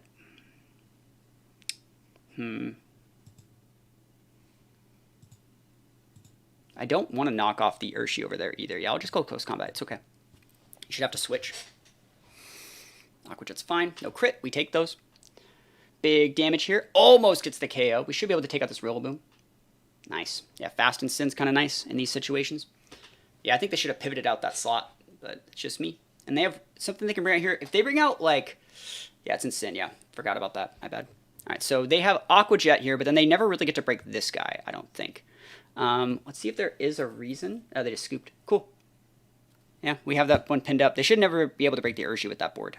We just, honestly, I think the right play is just swap out Urshi for Flutter. Even if you fodder both those, Aqua Jets and like Flare Blitzes and knockoffs aren't the right play. So that being said, we did win the set. It was sloppy as shit, but you know that is how a lot of these early format games work. You're basically just limit testing and trying to see like what you can get away with and trying to make sure you don't like let the losses get to you and make the slight adjustments you need to make for the rest of the set. So that being said, we're taking a look at their team for this first one because what we want to do now is review and analyze each replay to see if we could have played better given the tools you brought to each matchup, and there were definitely things that I could improve on. So going into this one, I was really surprised by how well the Arcaludon like walled my team, considering I have like crit moves, I have like stat boosting moves, I have big special attackers. I was very surprised by how bulky it was. So that being said, future notes, gonna respect that thing just a little bit more. I definitely did respect a lot of like their Tornadus, and they really leaned heavily on the Landorus, and I think they leaned heavily on the Landorus because my team has that Raging Bolt, and Raging Bolt really gives like, you know, their Urshi problems. So they brought that Landorus, I think, every single game, and we had the value of Raging Bolt was conditioned them to bring a Pokemon that honestly isn't that great into like Urshifu Torn, in my opinion. So that being said, I think we did a pretty good job there. Based off the leads, you know, they led Incineroar, Arcaludon, which I think is a pretty good lead. It disincentivizes my Torn Urshi. It's really good against this Brambleghast because I can't just go like close combat like all in on that on the first turn if I eat that Intimidate. So it's actually a really, really good tech. I tried to catch more of like the Rillaboom and them going Torn Urshi. That's one of the reasons why I led Brambleghast. So I think Brambleghast was probably not the greatest Pokemon in this matchup. But right here, I'm looking at the board state. I get a good Bleak win, and honestly, I know my Urshifu is intimidated off the Landorus switch, but my Urshifu is EV trained to KO. Sorry, not KO, to outspeed like non-Scarf Landos by 1 point. We have a 158 speed. They have 157. So I do think that, like, especially because I got knocked off and lost my Mystic Water, I shouldn't have went for like the Rainiette's Aqua Jet. I should have just went for the Surging Strikes. There's no reason why you would ever not go Surging Strikes, right? Because like even if they swapped out that Lando, anything that would come in would take way more damage. I don't know why I thought that would KO. So I will say that this definitely lost me like a crap ton of tempo. Not KOing the Landorus, taking all that free damage on my Torn. It basically puts my Torn in a really, really bad spot where I'm pinned by like Fake Outs and like High Roll Grassy Glides boosted by the Mystic Seed, or Miracle Seed, sorry. So like, yeah, it really sucks that I had to basically have that happen, but it was a misplay. We move on from it. and Sim comes back in. Like, imagine if that Incin had to come in a turn early, would have been a much better spot. They would have basically had to waste a second Intimidate, and my Brambleghast wouldn't have actually been Intimidated. I would have swapped the Brambleghast in on that guy. Would have been pretty nice. So that being said, we're just going for, standard Bleak wins. We're going for Protects here. I think Protect is a good last move on Brambleghast. I'm not seeing extreme value from anything else. The Archaludon here, it was just surprising how bulky it was. The Incin also gets to live here because we're intimidated in a situation where we really shouldn't have been. We should have been able to, KO that Lando a turn early. They bring back out the Rillaboom. They KO my Torn. And, I think that I really thought that like Flutter was the right pin right here. I thought this would do about like 60% and we'd be fine. I really liked this play that I did where I went the Shadow Sneak because it covered the Rillaboom, it covered the Instant Switch in, and the single target Decleam, it's a really, really solid play even if things didn't go the right way. I thought that would do a little bit more damage and I'd be able to get into a board state where I can bring out my Urshifu and Urshifu could just go all in on the Archaludon and take it out and crit through all those defense. But honestly, not that much I could realistically do about it. Poltergeist, because we're at -2, doesn't get the KO on the Rillaboom. We lose the Brambleghast, and we do lose game 1. But if we take a look at what we could have done better, honestly, like Surging Strike in this Lando slot would have sped up the game so much more. They wouldn't have been able to re-swap with the Lando. They wouldn't have been able to like re-intimidate my Brambleghast early. We would have actually been in just a much better position and basically been a turn up on the whole game. So that being said, going into game 2, taking a look at what we need to do a little bit differently. They lead Lando and Archaludon, so they're still going heavy Archaludon, but we've made the change in bringing our fast Incineroar that has knockoff. My thought process here was to knock off the Archaludon. If we did about 45% with a single target Decleam, maybe like a knockoff into like a Fairy Terra Moonblast would get the KO at 100% of the time, so it doesn't really matter how much I'm going into like it doesn't really matter how much I'm giving it like stamina procs because I can't really do anything with it if I'm just going to throw special attacks at it at the end of the day. So that being said, I pivoted in the Torn to block some grass attacks. Not bad, not bad. We parting shot here, and I could have went for the knockoff right there. I don't think I needed to. I wanted to definitely mitigate the Rilla and get that good pin. This is a very, very nice pin right here because, again, they still want to go for that steal attack. We go for a secondary switch, get another Intimidate. Very, very nice. And the whole point of doing this is to basically make the Rilla, like, want to stay on the board and do things, but at the same time, like, if we get the Rill off the board, this unlocks our Urshifu's ability to sweep in the game. So we still have the, like, exact same board state we had. Yes, we showed Flutter. Yes, we're eating Intimidate, but the Rill is gone, and now we can do whatever we want. We get the same Tailwind knockoff we could have went for 2 turns ago, but they're missing a piece. So it was actually a really, really cool way to weave that around. Yes, we take some big damage here, but now that their Vest is gone, and they actually walked in Electrocide, I think they thought we were going to go for Rain Dance. We can just... I really like this play as well. We went for the Bleak Wind, and we know for a fact that they had to target... Because this board right here, they KO us with a faster Lando on the Incin. So the Rock Slide KO's there. It leaves the Tornadus just barely alive. We know that the Electro Shot has to be redirected then into the only Mon on the board, right? So we know it has to go into this shot. I know sometimes Showdown can be weird. But because they locked in that move, as long as we guarantee get the Landorus off the board, they have to just Electro Shot this shot, which means they can't throw that into our Urshi. It's actually really, really cool. And so we get a free... basically bringing of our our Flutter, and then we already talked about it. Like, we have everything we need for Flutter just to, like, roll over the Archaludon in the back. I thought about terastallizing my Flutter. I thought about not terastallizing my Flutter. I'm very, very happy that I didn't need to terastallize the Flutter. And, yeah, I got the special attack drop off the Moonblast, but even if I didn't, I still think we were fine. Yes, even if we lost Flutter there was no way that, like, both those Mons kind of break Urshifu at this point. So we're going to take that one, and yeah, pretty good stuff. We were able to play a little bit more patiently in that game and realize that Incineroar is the key to unlocking how to deal with, like, this Archaludon team. So we're going to go into the last game here. And into this last game, still haven't brought Raging Bolt, but I think it's doing its still due diligence from the team preview. I think the key to this matchup is bringing the Incinecheck to Archaludon, but honestly, it's taking as many free shots on a non-vested Rilla as possible. You can see everything I'm doing in these matchups are just going all in on, like, trying to, like, bully out this Rillaboom. I'm also really surprised they didn't just go for a Surging Strikes. They led very, very well in that game. But yeah, now that they bring in the Lando, they've lost, like, so much value. They've shown, like, all of their Mons already. And they're just taking, like, way too much damage here. Big damage into the Lando, knock off into their Incin, losing their Citrus Side before it would activate.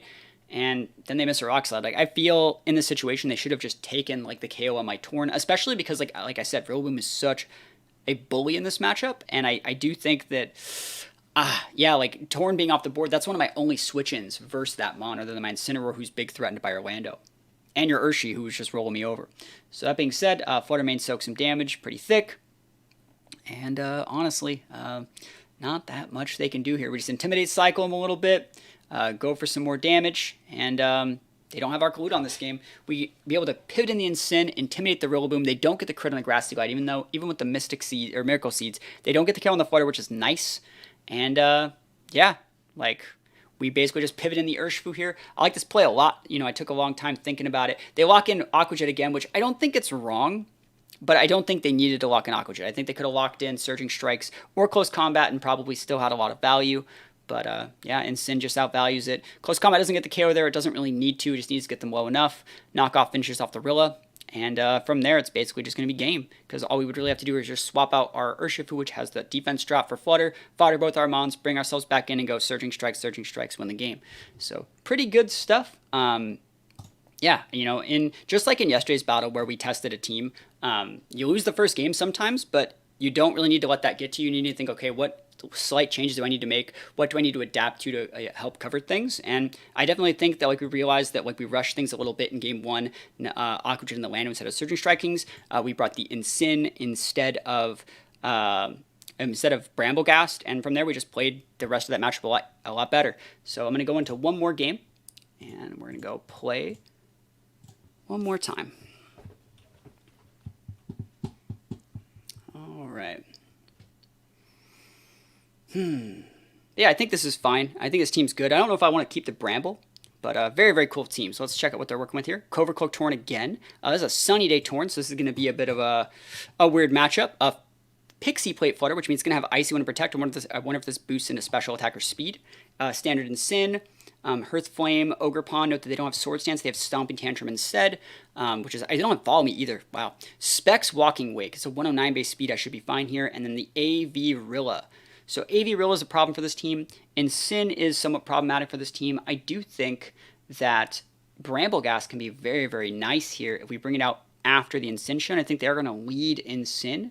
So that being said, if I do think that they're going to lead Incin, I think like Incin Ogerpon's good, Incin Torn is good, Incin Flutter can be good as well. I think I'm going to just lead Raging Bolt. It's so weird that I can just say that. Because the cool thing about this guy, this Walking Wake, is he can only really lock in one move. And so, like, these, like, Raging Bolt with the pivot of Flutter Mane checks so many things. I think this is what I want to lead with. And then I kind of do want to try and close out with Flutter still. But, like, I do think Urshi's definitely still worth using. I just wonder if we don't have enough speed to deal with that Ogerpon on our Urshi slot. Torn. Bramble for this one. We're just going to try this. So, Incineroar Torn, we have that same lead option on our own games. But you see, like, I think we're actually in a really, really good spot. They're going to try and fake out me here and do something. But remember, our Incin has a faster fake out than theirs because we're full speed. So we can actually just, well, I don't know if I want to Thunderclap that. I'm going to Volt Switch it because they're probably setting up a move. Yep. And then we're just going to bring in something and then, like, pivot back out. So we're just going to get good damage on the Torn. And then next turn, we're going to go into a board that, like, threatens maybe them using Bleak Wind or something. And then we're going to bring in our Bramblegast. I think Bramblegast is actually very, very underrated here. And if we take out the Incineroar as well, it's going to be a lot easier to use that. But this is still going to be hard. It's still going to be hard. And let's see what they want to use. I could Dragon Pulse into a Volt Switch and, like, keep the board state, but yeah, we'll see. I might just go straight into the Flutter as well. I want to see if they go for Tailwind or Sunny Day. Oh, they pivot into Ogerpon. Great play. So that means they have these two, plus I wonder if they're closing out with Flutter or Walking Wake. I would actually think they would go Rilla here. And another thing is here, I think that they don't have Rilla because they would have just brought it in right there. So that being said, we can bring in anything that helps us pin Ogerpon. I think Tornadus is good. I wonder if the right play is like Bleak Wind, Flying Terra, Helping Hand. I wonder how much damage that does. I'm actually down to try it. Let's see. Obviously, we would KO the Ogerpon, right? But I want to see actually how much damage you do to the Incin. I can totally miss here, by the way, too. I just don't think it, like, yeah, we're faster than them, so we're good. You might still die. You might. Oh, we just missed, though. Oh, my God. Never lucky, bro. That would have KO'd. That totally would have KO'd. Avicultural pops us. That is terrible. Terrible luck. I know that would have KO'd. Yeah, they took so much damage from that first turn, too. Like, we had it. Never lucky. Okay, so there's their Flutter. So that's probably just game. I think we needed to KO the Ogre Pawn that turn. I don't think there was anything else that we could have done differently. I'm going to bring the Bramble out. But honestly, there shouldn't be that much we can do. This won't KO with Shadow Sneak. All they have to do is pivot out for Incin, and they do win. So that being said, what can we do about it? I'm going to pivot in here, and I'm going to Parting Shot. I think you're actually just... No, you're not swapping. Wow. Icy Wind. Okay.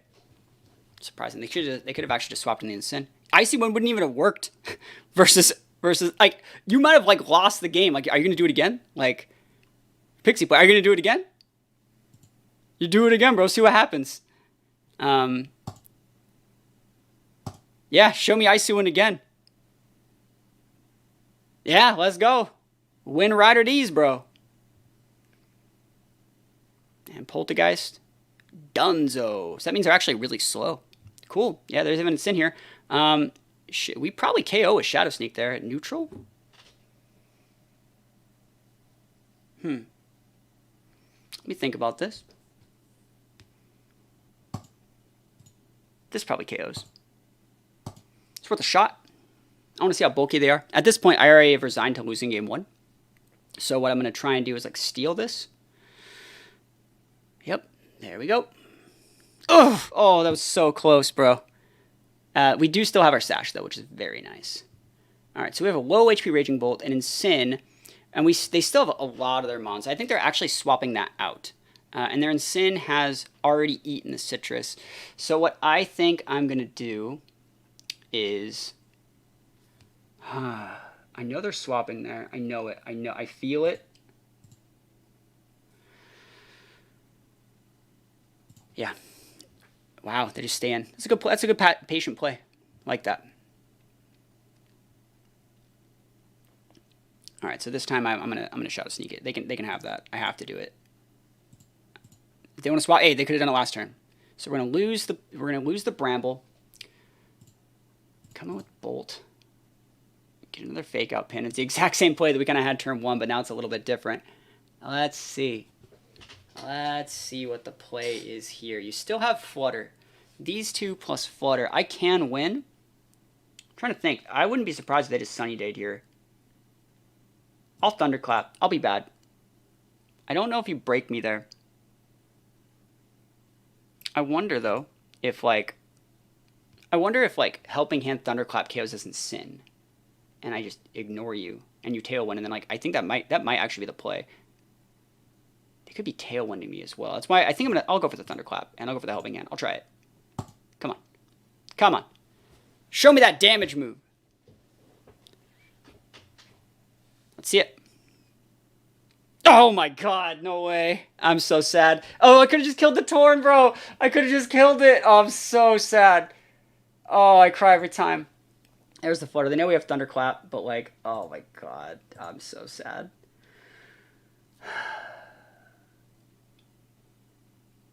I mean, you have to Thunderclap here. And honestly, like, that's just really sad. Oh my god, this guy's like in our head. That's so dumb. He Bleak-Winded, he did it again.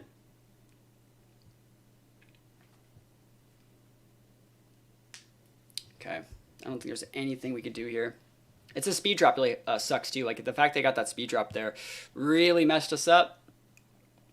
You can Fake Out here and Bleak-Wind. You can Fake Out here. I mean, I'll be bad. If everyone's gonna be bad, we'll all be bad. Doesn't even really matter. This covers a Flutter swap if you want to be that guy. But, like, Fake Out. Hey, show it to me. Oh, my God, you're done. Okay. All right, I'm not going to lie. If we make the right read here, we win.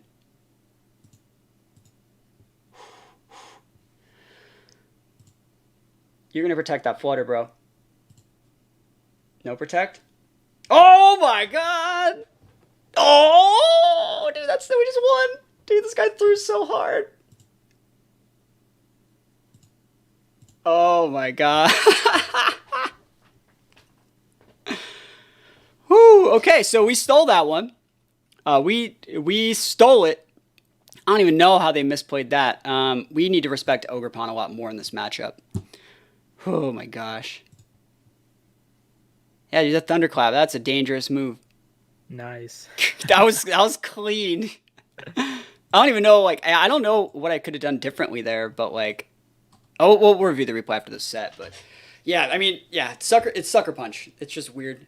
I feel they really tried to like steal it with Torn, where they could have just been setting Sunny Days. They could have been like Tailwinding. Like, there were so many things they could have done differently. So I think this game, they might be over-respecting my reliance on the Raging Bolt. So like I think we're going to see less Torn, more just damage with the Walking Wake. So I think we're going to pivot into a little bit more of a matchup that's good against that. That being said, I'm not a big... Sorry, I do really like the mid-game Torn Urshi that I'm going to be able to swing back with. I just need to do a really good job of disincentivizing this Rillaboom. So I think I might actually like lead... is it AV Rilla? Yeah, I'm going to lead in Sin. And... I'm going to lead in Sin and Raging Bolt again. I liked how that worked. And I'm going to try Torn Urshi, I think. And if this works... I think if I hit that initial Helping Hand Flying Terra Bleak Wind to the Ogerpon, they were dead. So, yeah, I like this play a lot. It works. We have Grass Terra if we need it. We have Fake Outs. We have Parting Shots. So they can just go big damage with this. They can Moonblast. They can't D-Gleam. They have Icy Wind, right? So I think we have just like a crap ton of damage. You're Fake Outing here, I'm sure. So I'm just going to knock off there and... Let me think. I'm fine with that. I could have also went like Fake Out there and Sin first and just like Thunderclap for like probably 50%. That might even be a better play. It's hard to say. Who are you going after? No, I'm okay with this. You can't kill me. Nice. Yeah, fine with me. Yep, not dead. We holding. Oh, is that a special attack drop? Yo, never lucky, bro. Oof. Way less damage than I wanted. Okay. That's a lot less than I wanted. If you would have been at like 60%, we could have went Water Terra just check.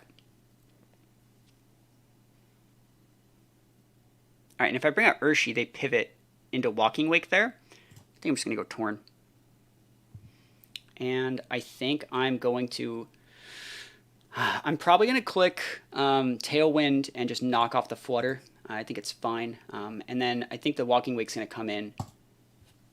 I think they're going to pivot in Walking Wake and just Moonblast here. But then I get like a rebring in pin of like Urshi to be able to check everything. That's just my idea. Walking Wake's really good in this matchup. I don't think they bring in Ogerpon yet. I'm surprised they brought Ogerpon in the first one, obviously. Yeah, it was their Tornadus. Okay, cool. So we're knocking off their item. Big damage there. Yep, no more Cloak. Parting Shot. Cool, this works. So they've shown these two plus Flutter. Is it Walking Wake? We're going to see. Ogerpon. Okay, cool. That works for me. Absolutely positive fine. So because we already have Tailwind up, I can just click Taunt now. So that's really, really nice. I'm thinking what else I want to get done. I'm completely fine departing here. And then I'll bring in probably my Urshi there. And yeah, I'm just going to taunt you. Big damage. Taunt's nice. We already got the Tailwind up. That's the part that's valuable. And I think if anything, you're hitting this slot. But like, we're just going to come in right here. I don't think you Grass Attack me, bro. I don't think you're that gamer. Stomping's good. Cool. So we have a pin here. We have Tailwind. We check pretty much everything. I don't think they break me with... wonder if I just want to go after... Like... I think this KOs.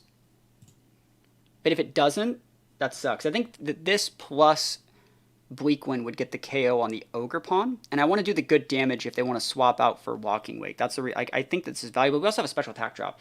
I'll just Rain Dance and do that. Yeah, that's fine. This is going to make their Bleak Wind hit, but like it's okay. Takes out the Incin. And then we're just setting up for the rest of our Mons. Like we have the Thunderclap Mon in the back. Let's see what they go after. Yeah, Bleak Wind's fine. I think it's okay. So their Fake Outs user down. They can come in with the Ogerpon, but I think that we're still going to be okay. Yeah, Flutter's still fine too.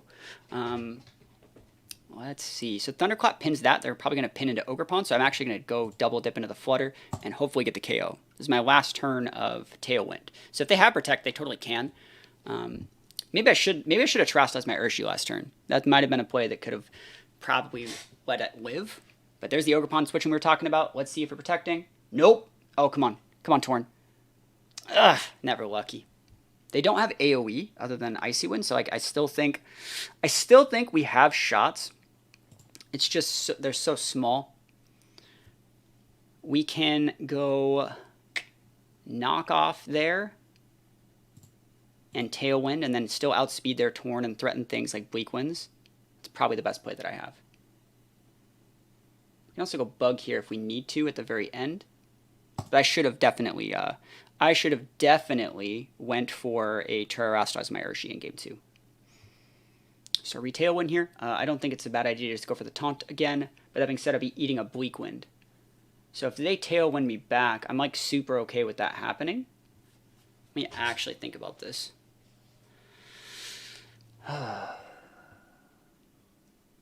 If I get a double KO here and I let them Tailwind, they can't really break the Incin, I don't think. Let's see how much damage I take. Who are you even going after? It's hard to say. I think that this is the right play.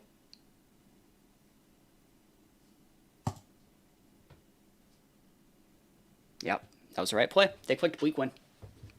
And then it's... Oh, that still KOs through Rain. Holy moly. I can't believe I died there. Wow. That's just a lot of damage. The right play here is just to protect your Flutter and wait at my Tailwind, but let's see what you're working with. Double Protect is totally right here. I think you go Double Protect, and then I take out your Flutter. I think I'd take out the Flutter. But I'm pretty quick right now, and you don't know that. There, right Protect. Go, it works for me. So I don't know if I can actually break that with Knockoff. I'm not intimidated, but like you don't KO me with Stomping Tantrum either. So Knockoff here. I wonder if they're going to Double Protect. Stomping's fine. And then we Citrus to go up to 61%.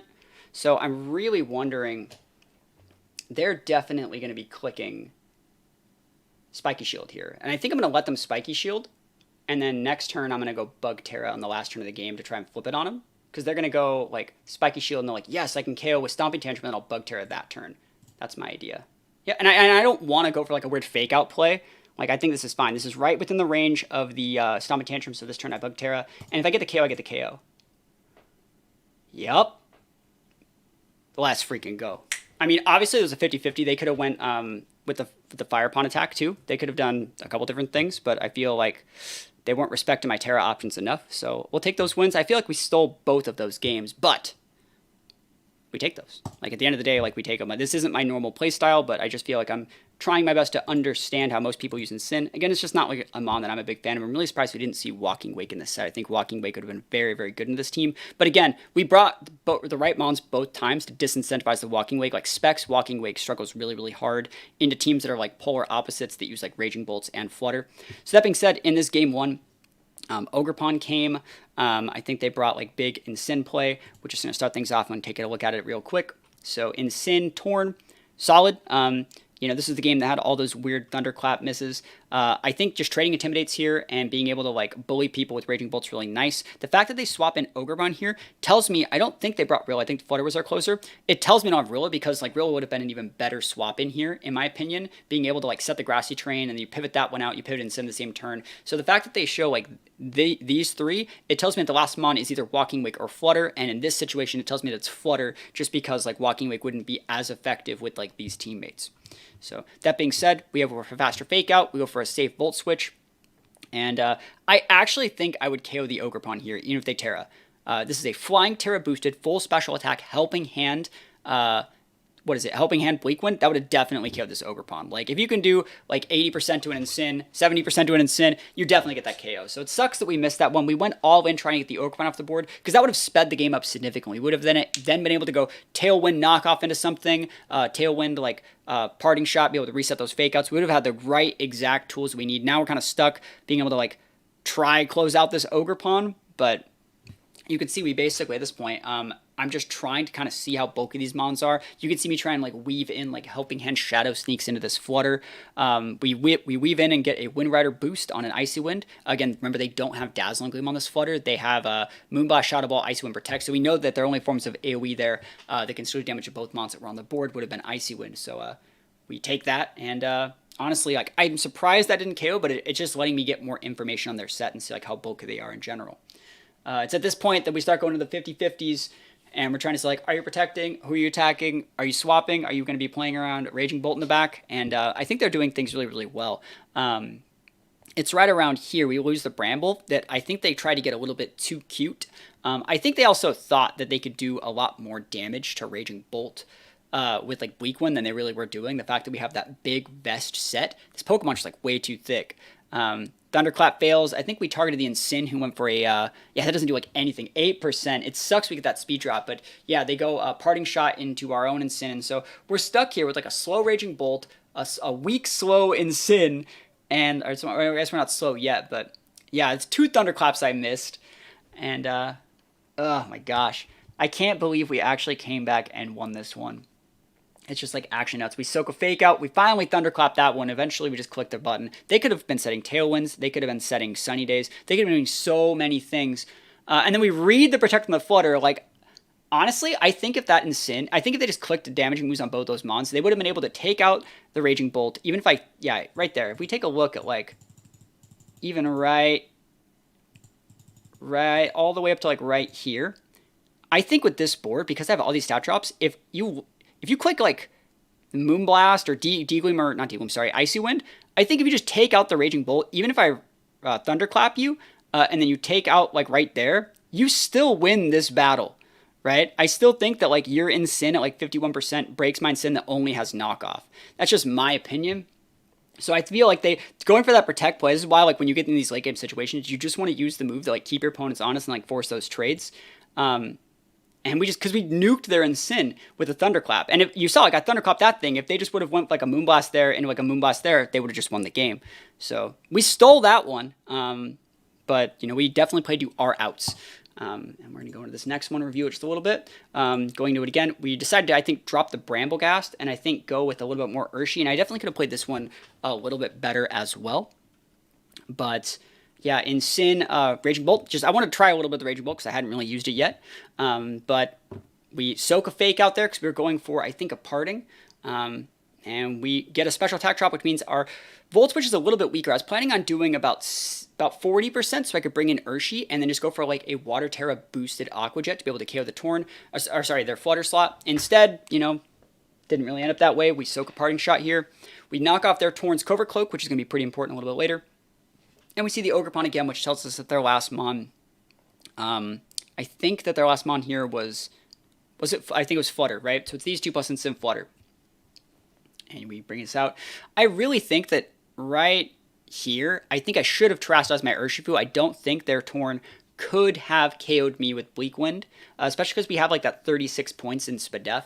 And if I did that, because like we're taking their Fake Out user on the swap, I do think that probably, especially because their Torn is just slower than ours. You know, we won a couple situations where Tailwind wasn't even up. We were faster every single time. I do think that would have just let us speed up the game a lot. We just would have then took out the Urshi this turn too, or took out the Ogerpon and then just like won the game basically. But that being said, you know, I think that we played to our outs in these situations too. I think having a weakened special attack Torn and an Incineroar versus 3 mons, 2 of which being like Ogerpon and Flutter, means we're definitely playing to our outs. We're doing everything we can here. And then from there, Helping Hand Bleak Wind. Big damage into their Torn. Good damage into Ogerpon. Still surprised that took out our Torn in the rain. And then in this exact situation, Incineroar, our opponent's going for the Protects. We basically baited them with our Terra here. I think at this point they just assumed Incin was like some sort of other weird Terra. Maybe they didn't think we were going to Terrastalaz, but basically we locked ourselves into like making them overcommit with that Stomach Tantrum, making them really think Stomach Tantrum was the play. I could have read this and went for a Fake Out there to not take damage from the Spiky Shield, but I wanted to always solidify, like lock them up, because where we were before, this damage was not enough. Stopping 10 from the turn before it had 57%. There's probably not a situation where that high rolls into 61. So like if they didn't if they just stomp a tantrum instead of going for the spiky shield there, we would have been able to live, just reply back with the knockoff and get the KO. So pretty good stuff. Obviously, it's 2 sloppy sets, but the point is not necessarily to win. It's to like learn more about the matchups, learn more about why our opponents are bringing the Pokemon that they're bringing to fight our teams, learn more about what potential partners people are pairing with these new Mons. Like, we saw in that first game, we saw like a lot of Incin Archaludon. We saw that Clear Amulet with the Archaludon. And this one, we saw like Ogerpon coming back and like Rillaboom and Incin like weaving in together. I did think about using Rillaboom in this team. I also thought about maybe using like an Amoonguss. I think that could definitely be used instead of maybe the Brambleghast. We wanted to make another version of this team.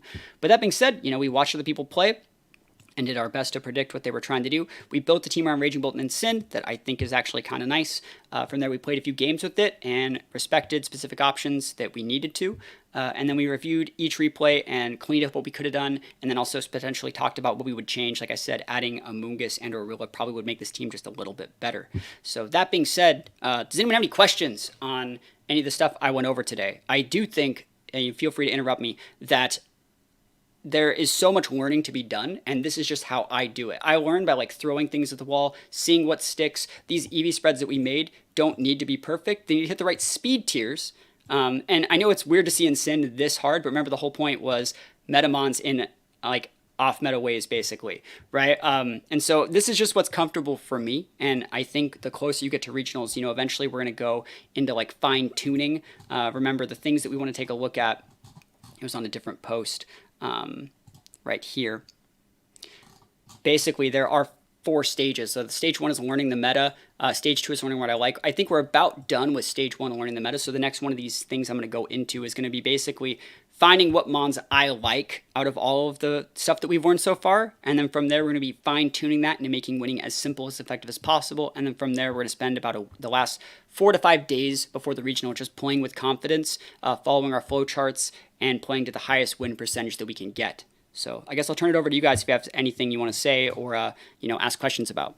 How often do you spend like making changes to the team itself? Like, I know you said you spend like 4 to 5 days battling people, but is it like, would you say it's like a week once you like get the Pokemon, then you like fiddle around with the sets for like a week or so or something like that? So normally I take about 2 months to get a team made for a regional.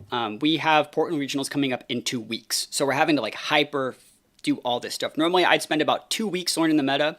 I'd spend 2 to 3 weeks learning what I like. Once I find what I like, I fine tune that for almost a month, and I spend the last like week or 2 of that like fine tuning, just playing with confidence. Or even what I like to do also as well, like once I find a team that I really like, I'll just go watch games, and I'll just think like I'll just go like right into whatever format that we're looking at, right? And I'll just be like, how would my team stack up against that? How would my team stack up against that? What would I lead? Just see like what people are doing, just like hypothetically going into that sort of stuff. But yeah, to answer the question, you asked like how often I change the team. Yeah. So every single day, I usually like to play about 10 games that when I'm practicing for an event, because that's about how many rounds you would play if you were playing like in a tournament, right? You got to practice as much as you're really going to be playing. So like I know I'm trying to shoot for like a 60 to 70% win rate, and so unless like there's an obvious mistake, like let's say I locked in like Earthquake instead of Earth Power or something stupid, unless it's a stupid mistake, I try to hold on to it the whole time, and I actually try to dedicate the rest of that session to like finding value in that move instead. Just because like I want to get used to playing it exactly like it is a tournament setting, because sometimes you will be in the regional and you're like, oh crap, I got the wrong EV spread. I got the wrong this, I got the wrong that. That does happen. And so what I'm trying to do with these sessions is like exactly replicate the tournament settings that I like to play them in. But that being said, you can change things after every single game. But I think if you get into the pattern of like, I hate this, I want to use Scarf now, I want to use this now, you get into the position of trying to counter the exact thing that you played.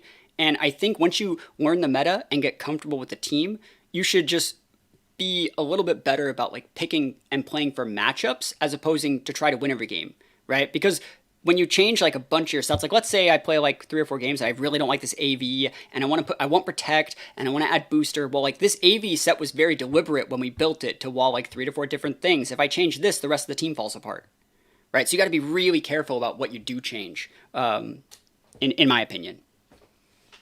Okay, got it. Thanks. Yeah, I find myself flip-flopping after like 3 or 4 games, but See, that works for a lot of people, and I don't necessarily think that it's wrong. I just generally think that if you're taking the time to like sit down and dedicate and practice, and normally I would be taking notes when I'm doing all of these things, and I'd be writing out the reasons why, like what worked and what didn't after every single game. I'd be writing it down in my notebook. If you're gonna take the time to do all that, you owe it to the like sets that you're making to like actually test them correctly. To be like, all right, this actually doesn't work at all, you know? Got it. Yeah, because at the very end of the day, if you get that through that whole like hour-long or 2-hour-long test and it doesn't work, yeah, it doesn't work. You change it, but you know every reason why it doesn't work. And if there was some things that you did like about it, maybe in like 2 weeks when you're using that same mon or that same bit of tech, you're like, oh, I know everything about this. This slots in perfectly here. So like you're learning more pieces of puzzles that you can use for other aspects of team building. Yeah, okay. That makes sense. I find myself, I would start with something originally, and then I change it to something else, and then I go back to the original and be like, hey, I actually like this. But it's just like, just got to stick with it, I guess. Okay. Thanks for answering. Yeah, no problem. I think one other thing that you could also work on is like when you go to like a big event, these regionals and like internationals and stuff like that, there are PCs and MSSs on the first and third days. So if there is like a core you like, but you don't really want to mess with like your main team, what I actually like to do is bring like 2 or 3 different teams to events, and I'll play like, you know, one of them that's probably not my best team on the first day, just to be able to scout the local players that are there and see like what is the meta for like this event. I think that's actually really, really important because certain parts of the country play a different way, certain players play a different way. You know, you might go to a regional and like everyone there has Trick Room, even though Trick Room might not be like the call for the random like showdown or on ladder event or like meta, you know? So yeah, there's nothing wrong with like you working on multiple teams at once. I don't think you don't have to have a main where you only do one thing. You know, we work on a new team pretty much every single day and try to learn as much as possible. Awesome. Thanks. Does anyone else have any questions? Yeah, I have a question. Yeah. You said you put 10 games like a tournament. Yeah. But how do you make those 10 games be good practice? Because I find myself sometimes going like mindlessly on Showdown or in Ladder, just playing, but I don't learn anything from the place. So what I like to do is so that's a great question. The people that you play against actually like their skill level does not matter. And that sounds really like weird, but like honestly, what you're doing is making sure that you can follow through on the things that you've practiced. Think of it like the difference between like, you know, doing something spontaneous and doing something you've practiced many times. Like we're working on making sure our flowcharts work, our leads work, stuff like that. We're going through those motions. The way to actually make sure you're learning something, though, I think, is to take good notes. You take like good notes, talk about like I like this, I don't like this. I usually fill up about a page on every single game in my own personal notebooks. I say I should have done this in this matchup, and by writing that down, I internalize it. And so the next time I fight that matchup, I really try my best to go full into what I locked myself into wanting to work on at the end of the game. It doesn't matter if you win. It doesn't matter if you lose. It's all about the experience that you get putting yourself in those situations where you're not as comfortable. Because you don't really get anything after doing the same flowchart every single time. Like you could lead Tornershi all day and you know it works, and you don't need to practice that more than 20 or 30 times tops to understand basically everything there is about that team. But there are all those other weird leads. We're trying to force mons in situations where they might not be optimal because you want that experience. And it's learning from those and forcing yourself to try to like outplay and think like, what would I do in game 2? What would I do in game 3? I think that's how I gain value from, getting like playing those games. I think that making a deliberate effort to try and find every little bit of value from every single board state situation, and writing that down and internalizing it, that's how you actually know. And you don't have to play 10 games. You can play like 1, 2, 3 games a day where you actually take like and spend an hour playing those 3 games and like learn from your notes and write down every single turn, and then also think like what would have happened if they swapped in this mon? What would have happened if they brought this mon instead of this? Was I able to analyze that their 4th mon was this mon based off this lead that they led, or how they played turn 1 or turn 2? I think there's so much more you can take a look at into, and that's what notes are for. I think. have a question. Yeah. When you practice, how can you identify what went wrong? Was something about my spread on certain mon or a set? Was because I misplayed or not played correctly? I lose because my opponent outplayed me. I'm trying to figure that because in my local team there are a couple of strong players, so sometimes it's kind of hard to identify what went wrong when I lost certain matches. Okay. Yeah. I think that there's multiple ways to do that. You're trying to identify what went wrong. So I think that if you're playing games and you don't know why you're losing, I think you should probably scale back the amount of tech on your team into making it a little bit more simple. And then from there, like let's say, for example, we're taking a look at Tornershi right here. You can lead Tornershi into almost anything, obviously, in any matchup. You can just lead with it and it won't be terrible. And if your opponent beats you with Tornershi, you may think, okay, cool, well, I need to make this change to anticipate them going into Tornershi. How do I really explain this any better? Obviously, you want to create a level that your opponent has to beat, right? You want to create like a gold standard of like your opponent has to lead this way to beat me. You have to be able to anticipate their leads based off what your team says that it does, right? And so if they call you in those situations, maybe that's a loss to an outplay. But if they don't call you in those situations and your lead works correctly, well, then you win. I think realistically that when you're testing, there's not a single thing wrong with losing. You should actually be like seeking things that can beat you. Like we won all the best of threes today, but like it wouldn't have mattered at all, even a little bit if we lost. Because what we're just trying to see is like, how are they reacting to Raging Bolt? How are they reacting to Incineroar? How are they reacting to this lead in this situation? Are they wanting to pivot in those Intimidates? Are they wanting to pivot in this Rilla and risk getting Bleak Windstormed? It's stuff like that that I think is really, really valuable when you're just experimenting and testing. Because anyone knows how to win with the stuff they've tried a billion times, but I think like the experience is more in like seeing how people react to stuff. And then from there, if you know how they react to things and you put them in those weird situations, which you know how they should react and they're not as comfortable, they're basically just going to do the same thing every time. They're going to follow the flowcharts that you set for them if you make it as easy as possible. One thing that I think is a good form of advice is whenever you're playing Pokemon, there's nothing wrong with losing, but you want to make it like, let's say, for example, like you're playing against like this team that we have right here. Now, let's say our opponent really sees that they would, how do I word this? Let's say that they have an auto win if they do this one thing. Now, if you do your best to stop their auto win, you will not be losing that auto win. They have to win some other way. There's a good chance they're going to fumble the bag.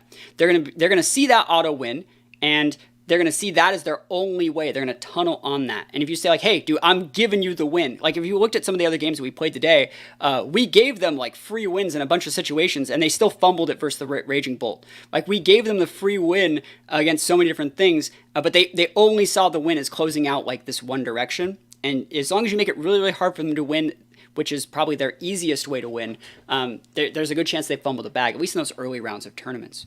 But back to your question, what was it exactly? Like, how do you know if you're, like, how do you learn from each game? Yeah, because sometimes I work a lot on my spread, then something wrong happens, so I tend to reflect upon the speed. What went wrong? Was something about my spread? Was the opponent that outplayed me? I got it. So on that page. Honestly, this is going to sound really, really dumb, but I'm not the only person that said this. I think Rogov has said this, the guy that got second or third at the San Antonio Regional. A couple other players that are like Rally Factor is another person that said this. He's won regionals recently. Your spreads don't honestly matter a lot. Like, honestly, your Pokemon that you're choosing have enough base stats to carry you.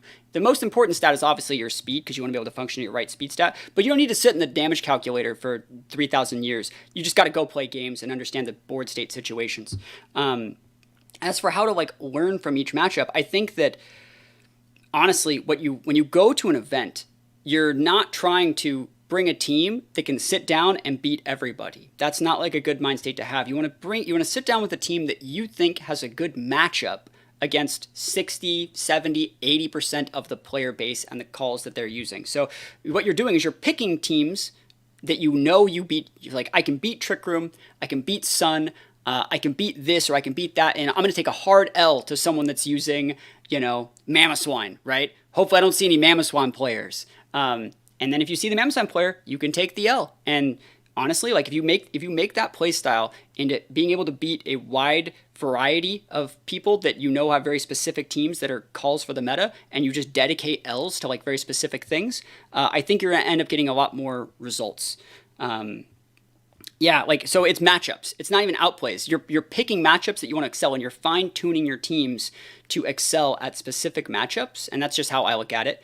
And not necessarily trying to win every single game because honestly, like that's not viable. That's not like a safe way to do it. And that's coming from someone who's gone undefeated in Swiss at regionals. Like I've done that, and I know that like that's a 1 in a million time situation where I luckily got a lot of very good matchups. So it's a lot of luck based. It's just like a card game, you know, like the Pokemon card game. When you're playing a fire deck, you're really hoping that you brought that fire deck deliberately because you expected a lot of grass decks and not a lot of water decks. So I would say like don't let losses get to you and try your best to think about what the wide variety of players are using and build a team that counters that. Thanks for the answer. I appreciate it. I think your previous speech plus this last time were rapid. So thank you. Oh yeah, no problem. Anybody else have any questions? Yeah, when trying new things, and especially me being a newer and not very good player, how do you go about deciding that something is not viable for best of 3 over team sheet, and like how do you move on and park ideas? All right, so anything can work. I'm not going to be like obviously you can't use like Metapod, right? But like most things can work. I'm not going to be that guy that tells you need to do things optimally. A good barrier though is thinking of when you're holding up something and you think like, is this good? Is this like actually good? I want you to ask yourself a question like, does this work versus Urshifu? Does this work versus Priority Speed Control? Does this work versus like Fluttermane? Or does this work versus like Scarf Lando? If it passes a lot of those checks or isn't like out-validated or like outpaced by those things, there's probably a good chance it'll work. If it doesn't work and you're not using any of those pieces that I just listed, you probably should just use those instead. Because they do work, right? There's no reason to try and like reinvent the wheel if you don't have to, right? Case in point, like let's think of a mon that like was there anything specific that you had as like an example of something you would like to use? I was looking particularly in Reg E, but also looking at Inteleon, but I feel like that just gets destroyed by Raging Bolt. Yeah, and I think like Inteleon, right? Let's just plug in Inteleon. So like Inteleon actually has like a lot of things going for it. It has a 120 base speed. It gets dual screens. It has Light Clay. Potential has Icy Wind, Snipe Shot. Those are all good moves. This Pokemon is usable because its most common item is Sash. I know you want to probably go like crit stuff like that with like Dragon Cheer. That stuff can be used.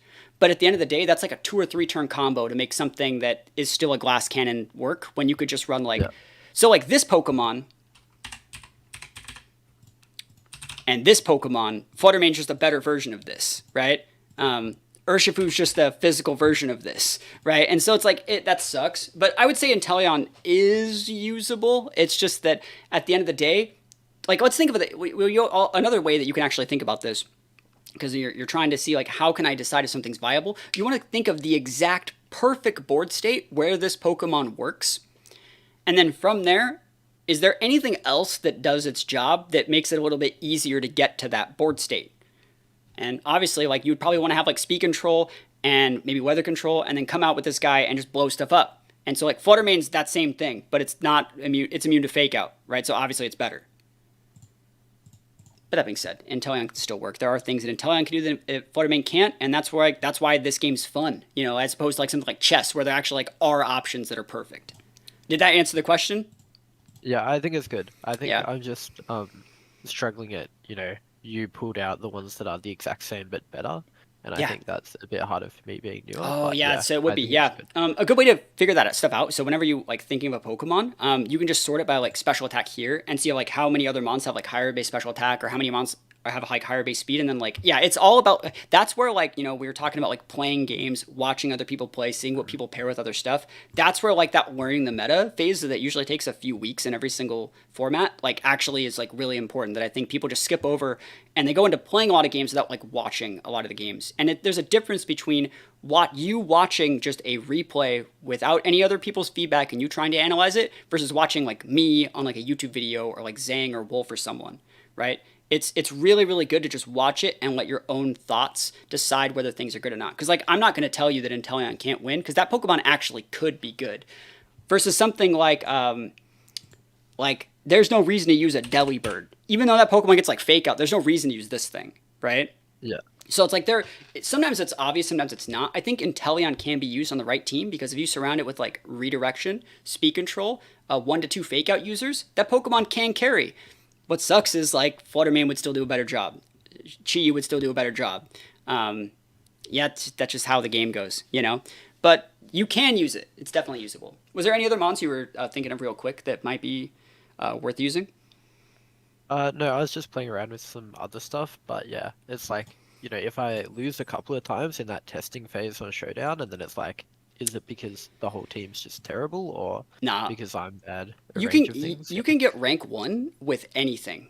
You can get rank 1 with like any mon, because like the first game that we played today where we lost with Raging, or we won, but we didn't even use Raging Bolt. You got to think like if Inteleon can be used in specific matchups to bait them into like always bringing Rilla, right? And if you have a team that like pins Rilla, cool, like that's free wins. Like if you make them bring the ones you want them to bring, like that's really cool. So like you can use those things as bait because like Inteleon's like usable in some situations because it's such a one-dimensional mon. It has things it's good against and it has things it's necessarily bad against. You can use it as like a close out the game like mon where you basically ignore everything but their you basically ignore their Incin all game, take out the Incin's teammates and just bring on an Inteleon and just one-shot their Incin in the late game, you know? That's probably how I would play it. I think I used Specs Inteleon quite recently and it worked. It's not as good as a Flutter, but like it works. That being said, yeah, don't let losses get to you at all. You know, like you can always make a new account on like Showdown or even in Game Ladder. Like really, honestly, I'm telling you, losses don't matter. You're learning what works and what doesn't work, and if like every single time you play, you're like, man, I've brought this Inteleon and I've lost like 20 games to like Iron Hands. It's like, well, maybe it's not Inteleon's fault. Maybe your team needs a better check for Iron Hands. Yeah, so stuff like that. It's just experience. Yeah, I think that's good. Thank you. Cool. All right. Well, unless anyone else had any questions, I'm going to get out of here. We were here for like 2 hours. And the next one that I'll do, I'm probably going to be building my actual regionals team. I have a couple ideas that I'm going to be working with. I don't think I liked the bulky Flutter as much as I really thought I was going to from today. So I'm probably going to mess with a couple other things. But that was probably going to be on Tuesday is my guess because Christmas is on Monday. So thank you guys for stopping by and checking out this little session. Hopefully I didn't just talk your ears off. Hope you guys learned something, had a good time. And yeah, I'll see you guys in a few days. Peace. Yeah. Thanks a lot, man. Go spend time with your wife. Yeah, thank you. Peace.